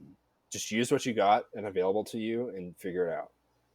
Yeah, I mean, in spite of all of the shitty circumstances and awful things and the many excuses that come from that in this life ultimately is beautiful and valuable. And I mean, you saw it, you know, just talking about that poor 9-year-old boy who didn't get to make excuses and didn't get to, you know, live that beautiful life, or to make bad choices that might have, you know, led him to be in an ICU because of smoking his whole life. He didn't get a choice to live a great life or a bad life. When we talk about, you know, nihilism and people just being like, you know, doomerism as a meme is one thing, but as a lifestyle is It's exhausting. It's sad for one. Yeah. And part of me, like, it strikes me as selfish in a way, or like, No.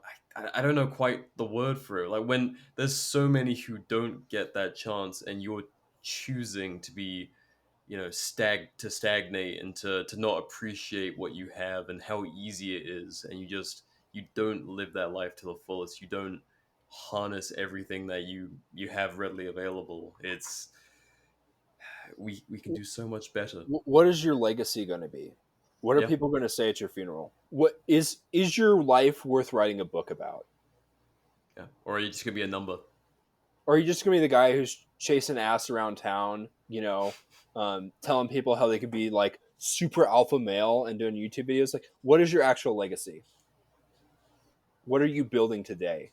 What are you building tomorrow?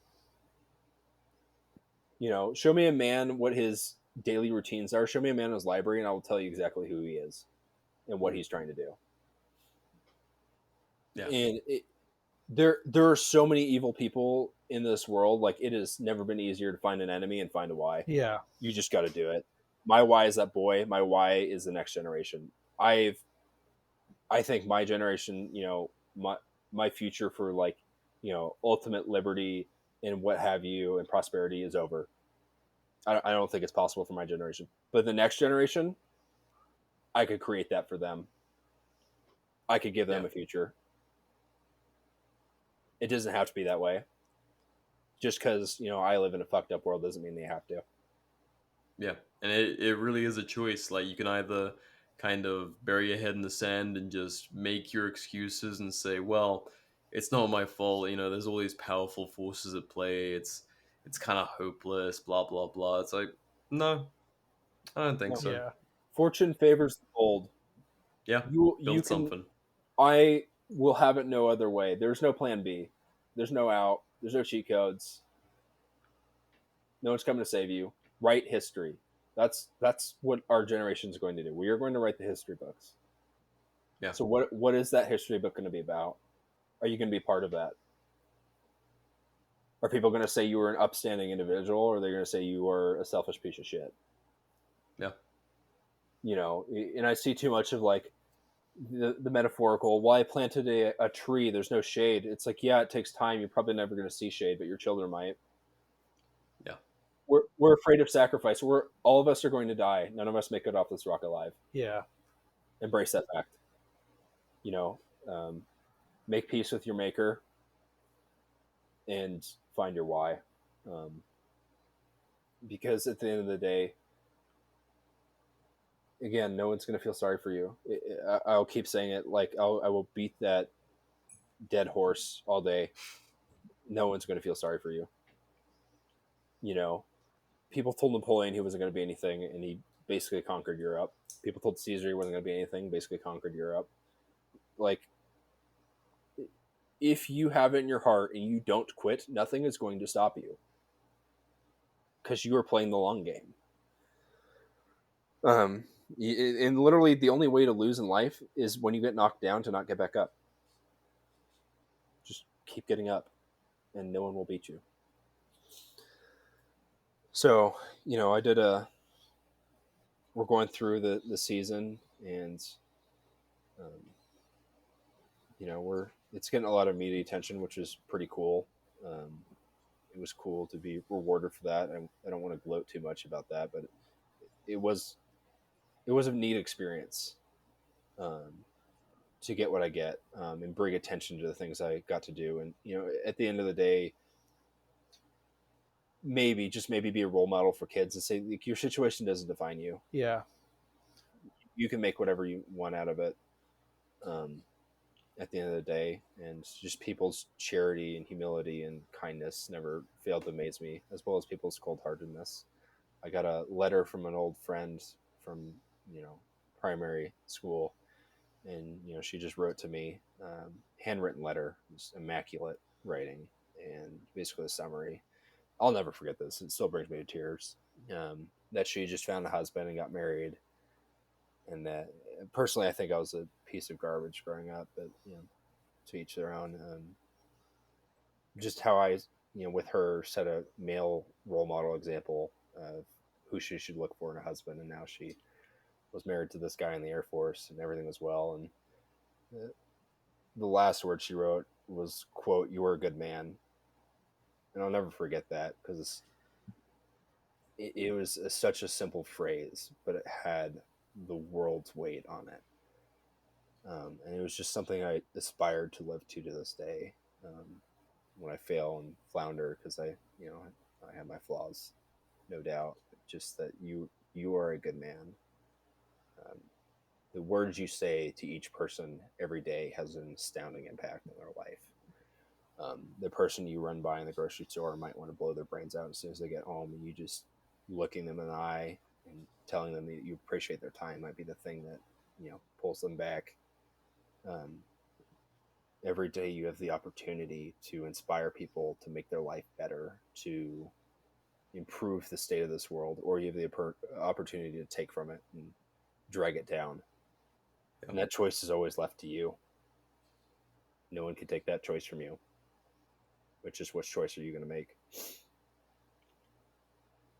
Is that kind of like I know I had like a similar kind of feeling when I like when I started my page. I was like I've got a lot of things I want to say, and I know there's a lot of people who feel like me, and a lot of people struggle to kind of, you know, maybe see a light at the end of the tunnel, or to kind of, you know, there's, like we said at the start of the show, there's a lot of young guys that are really struggling, feel lost. Yes. And was that like a big thing behind starting your page originally, or was it a way to vent, or like what kind of birthed that? You know, we went from the lowest, you know, first cancer time, come back, take it away from you, second cancer time, lowest of the low, and then we roll into COVID. Oh, and I got everything going for me. Yeah, we talked you about know, this briefly. It's looking like you're going to lead these foundations, you're going to lead these organizations, you're going to be team captain, you're leading, you know, finance this, athletic coalition this, and then COVID. And it's gone. Taken from you. Everything you had earned, taken, rug pulled. And I felt so lost for months. I was so angry. I mean, I just come off from the lowest low to the highest high and just pulled from me. And I went into a deep dark hole. It was hard. I lost friends due to everything going on. I don't think I need to elaborate. Probably the same thing as everyone else had. Yep. Yeah. We all figured out, much like you did in hospital, like who the real people were and who couldn't be relied on. You know, ostracized from family, stuff like this. Lost everything I had going for me. And it was tough. It was a dark place. And I didn't have an identity. My identity had been this athlete for years. That was gone. That wasn't a thing anymore. So I had to find that why. And I remember the boy. I said, kids like him are being made sick. This world needs leaders. This world needs people who are capable of defending their communities, capable of leading, planning, strategizing. And that was in the back of my head, but I made the page originally as kind of an outlet because I just felt alone. I was like, this is all crap. We need some, you know, political type movement.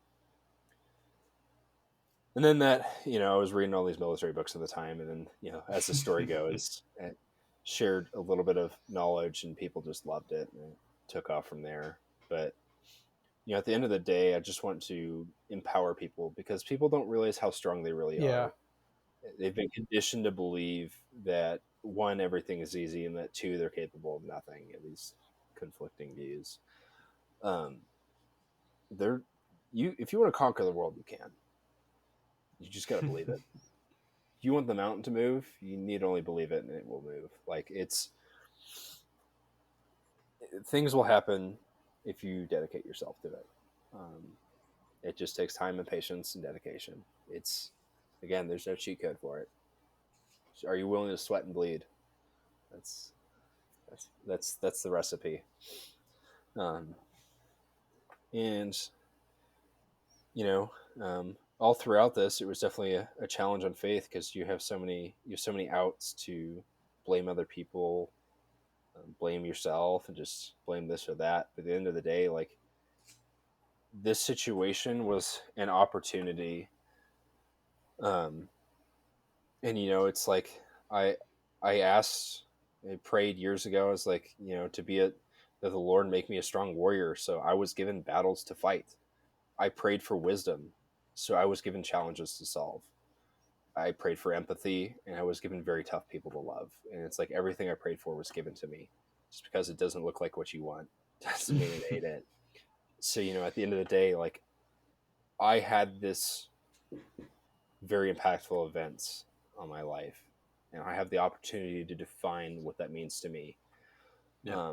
And there are times where the events did define me to a degree, just becoming am I a cancer survivor, which I hate that word. I'm a cancer, victor, survivor. I hated that. I want to thrive, not survive. I don't want to just get through this event. I want to succeed through it. I want to be the guy just, sit in the bed. I want to be a guy doing lunges, be like, yeah, this shit's cake. Yeah. Obviously it's not, but like, you just tell yourself that it sucks. Cool. And I think one of the best quotes I ever got was from a coach in high school. And I remember we were on the field. It was middle of December. Field's frozen. We're all in t-shirts. We didn't know it was going to be that cold. So we're freezing our butts off.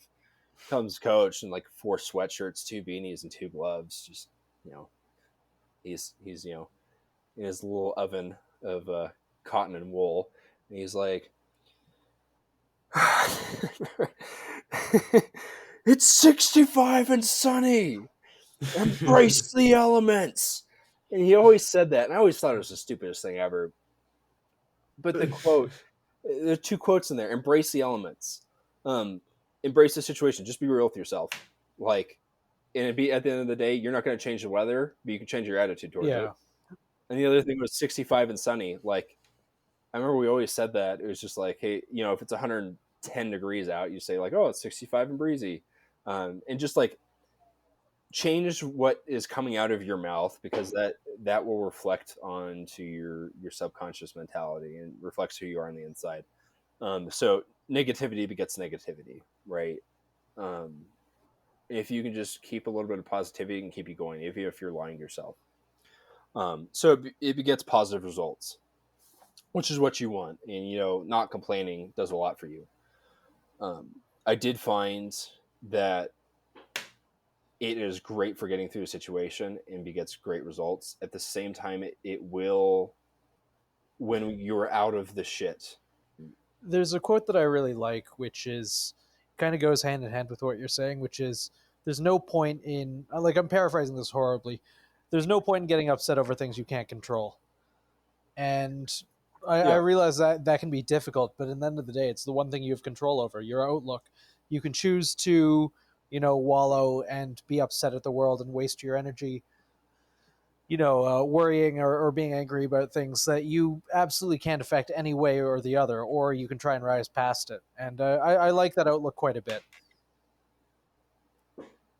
Yeah, I mean, it's your reality now. You got to embrace that, but at the same time, like, you can't let it define you, how you react. I'll keep saying some of these same quotes, but it's because they're so important.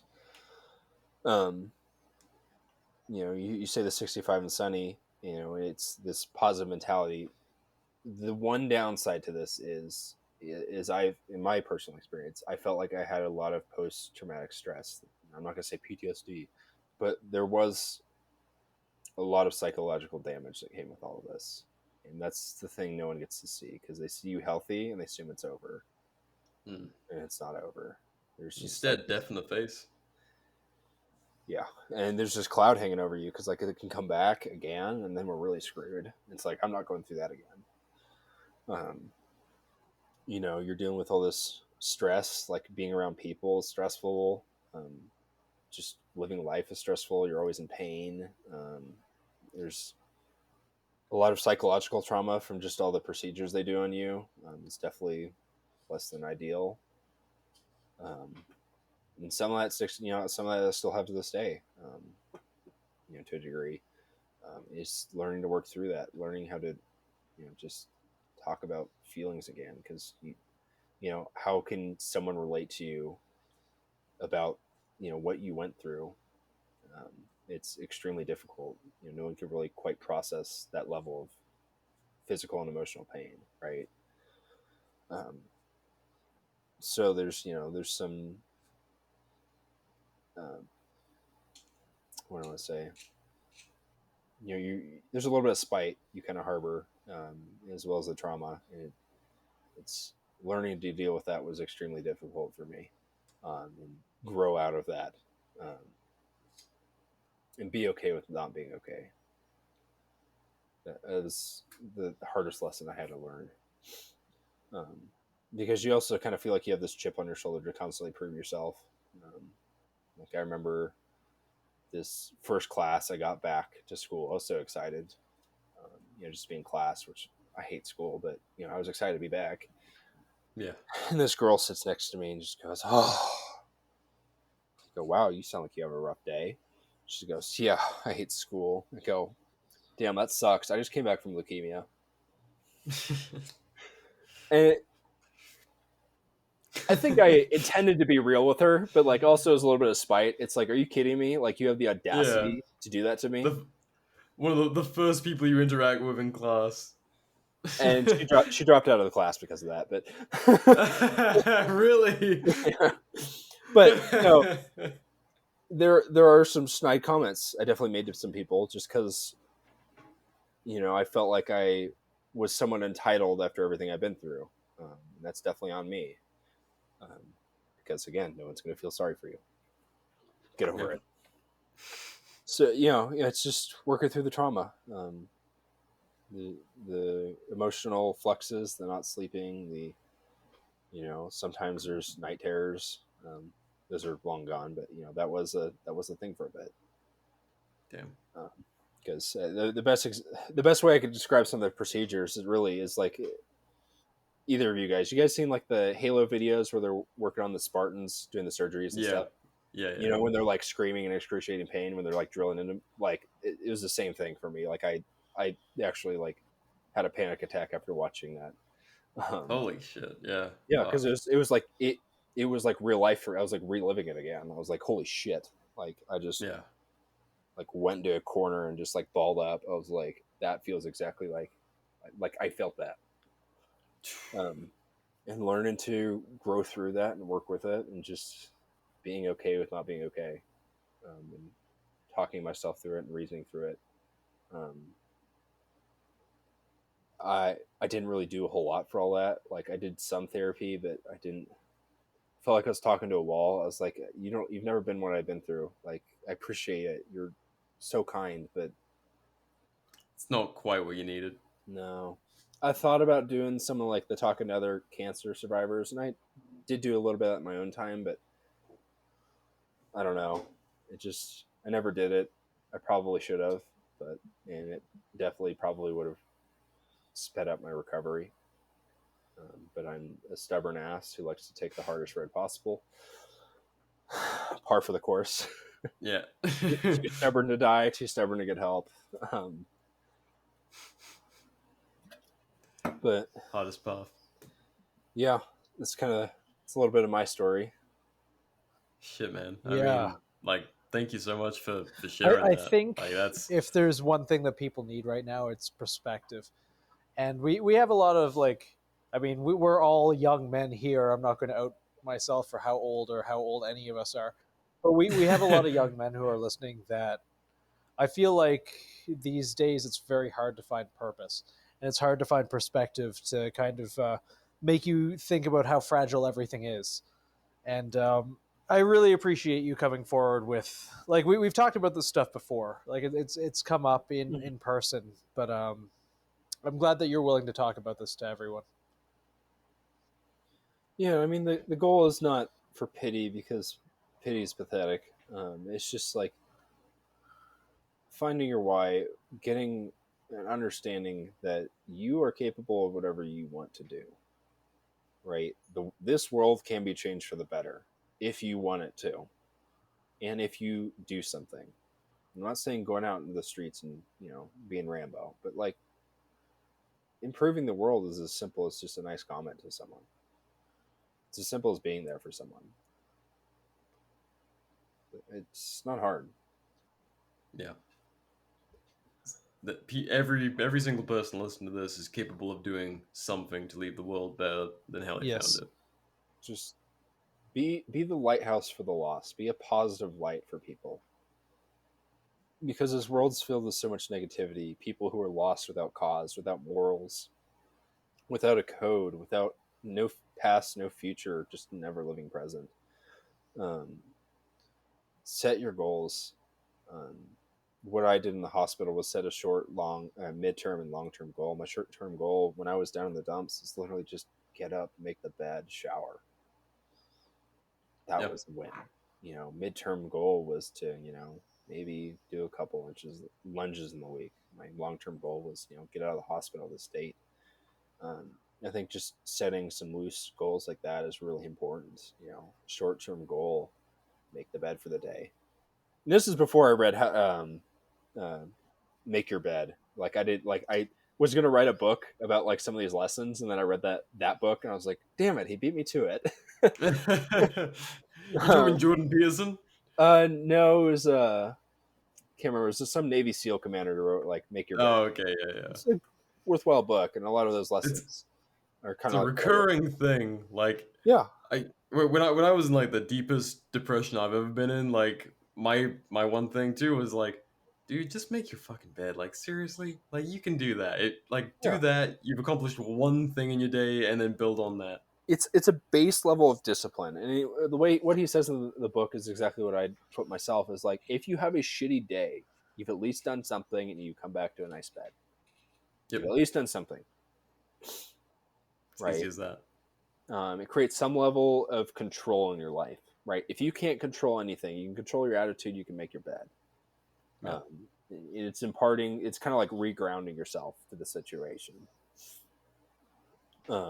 Which is really important when you enter like chaotic situations. Like you need to establish a sense of normalcy, a sense of control, and that could just be like little tiny things. Because when, I don't want to say if, but like when most likely, a lot of this chaos starts increasing in intensity in the U.S., like we're going to need leaders who can ground themselves.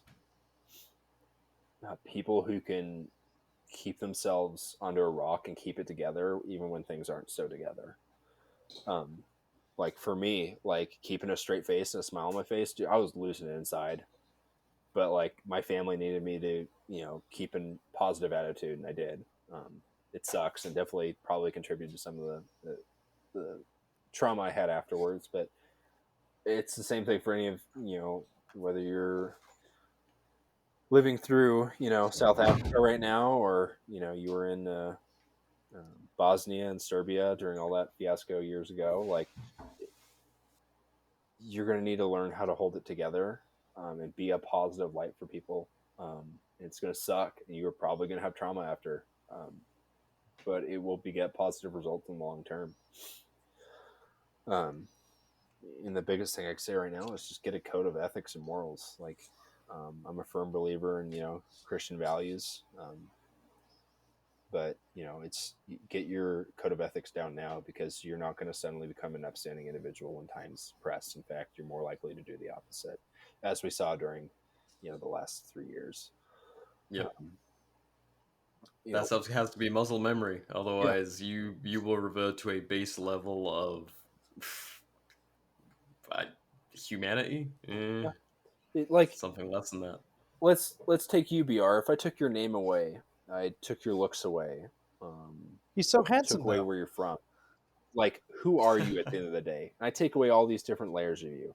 At the end of the day, I'm left with like two different things. Right? What have you done in your life? What do you believe? Those two go hand in hand.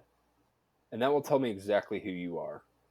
That is who you really are. Because I've taken away all the superficial shit. Yep. So, like, will you do the right thing when it costs you? Will you do the right thing when no one's looking? Ask yourself those questions honestly. Not according to an objective standard. Are you doing things correctly? Because this world doesn't need more people who are living nihilistically, just out for the next meal with the current thing. Like, we need people who are willing to stand their ground and do the right thing, even if it costs them everything. Again, at the end of the day, you're going to die. What are they going to say about you? You're not making it off this rock alive. Get over it. He says with a grin. Yeah. It's like wake up to eat to live to, I don't know, like work to live to work. I hate that. Yeah. I hate that mentality. And maybe you hate the story you've written so far, but you can change it. Absolutely. We can start a new chapter. Yeah. Again, you only lose if you don't back up. I'll be honest, before 2018, 2019, I was like that. I was lost. I think similar to a lot of people that are in our sphere and or are listening to this. I think the world falling apart around then. Like I always had inklings of these views. BR's been like this for a long fucking time. Um, I was always skirting at the edge, but that was my saving grace, my kind of watershed moment of yep, fuck everything. It's all imaginary. Let's make the world a better place. Fuck authority. Um, let's radicalize people, and it's great. Yeah, I mean, like, this world doesn't need more NPCs; it needs more heroes. Be the hero your neighbors need, and being a hero doesn't mean being bossy boss, tell people what to do. It means being a leader, a legit leader, like leading from the front. Yep. Think of Francis Marion leading with his men, eating how they ate. Stonewall Jackson always leading from the front, lending his horse when he could. Napoleon, loading cannons and doing what was considered, a poor man's task. Like, that's what we need, servant leadership. Because at the end of the day, like, if we don't have some of those strong men, a quote unquote strong man is going to come, and it's going to be the next Mao, Stalin, Hitler, whatever you want, and it's not going to be good. So be the hero we need now. We need more. If it's the real heroes, if it's a kind of a cartoon hero that gives you an example, great. Biblical hero, great. Like, you got to find something to ground yourself that's objective and separated from this, blender of what's going on in culture, because it's not sustainable and it's going to implode. And what's going to happen after is going to be determined by whether you prepared yourself, not just with like tools, because we think about that too much, not just with like training, but like literally as a fundamental character, as a fundamental man or woman. Are you prepared to deal with this situation? And that's going to be the true testament of character. And it's going to be the shit books are written about. So will you be there standing when that happens? Boom. Some heavy stuff to think about, people. But yeah, that's if you don't start with what you're about, like you're just floating. You're just waiting to be influenced by the world around you rather than trying to influence the world around you in a positive way. I don't know much about Jordan Peterson, but I do like the making your own bed analogy. you're like coming in like 15 minutes after talking about it. Yeah, but it stayed in my head. BR, my brain works in mysterious ways. I will say this on that topic, with and this isn't going to be talking directly about him, but those types of characters, the Tates, the Petersons, the this, the that, I'd call them like the false prophets of the day, because people don't care about you. They don't know you. It's just like a politician. Like, be a man. Be independent in the sense, like, you don't need like these false leaders. Be the community-oriented, family-oriented guy. You got to be able to stand on your own without those influences telling you what to think, and be able to think on your own. That's crucial, because it comes back to that great man theory, right? There's just someone waiting to come who's not got your best interest, and you have no idea what his motives are. Yeah, you don't need a proxy father. You need to be the fucking man. Yeah, don't trust people who tell you what to think, but you can possibly trust people who tell you how to think, to a degree. So just keep that in mind, because there's going to be more of those quote-unquote false prophets coming who offer you the next greatest thing. This is the alpha male thing. This is the strong man thing. This, that. Otherwise, it ain't it. Like, it's up to you. They're not coming to save you. No one is coming to save you. There's no salvation in them. Find it in yourself. You gotta take care of business.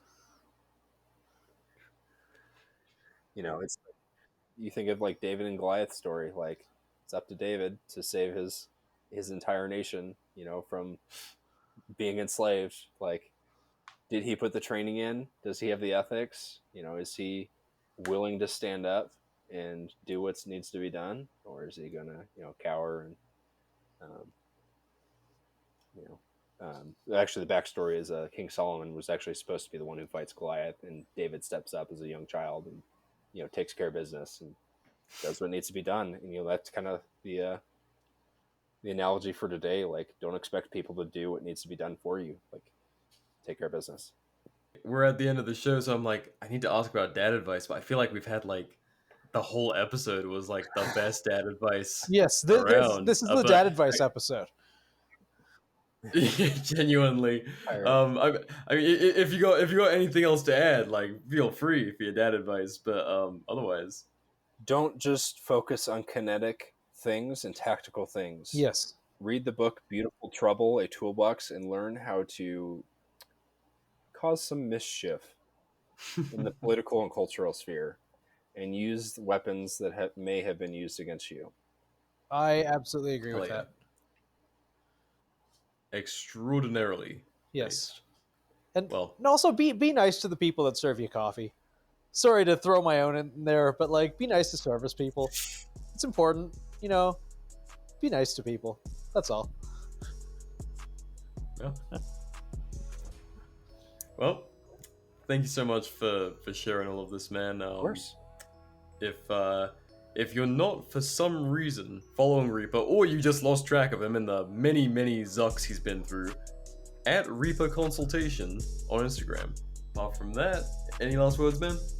No, thank you for having me on, and go be the hero society needs. I agree. Hell yeah. All right. Well, thank you for listening, everyone. Okay, bye. Okay, bye.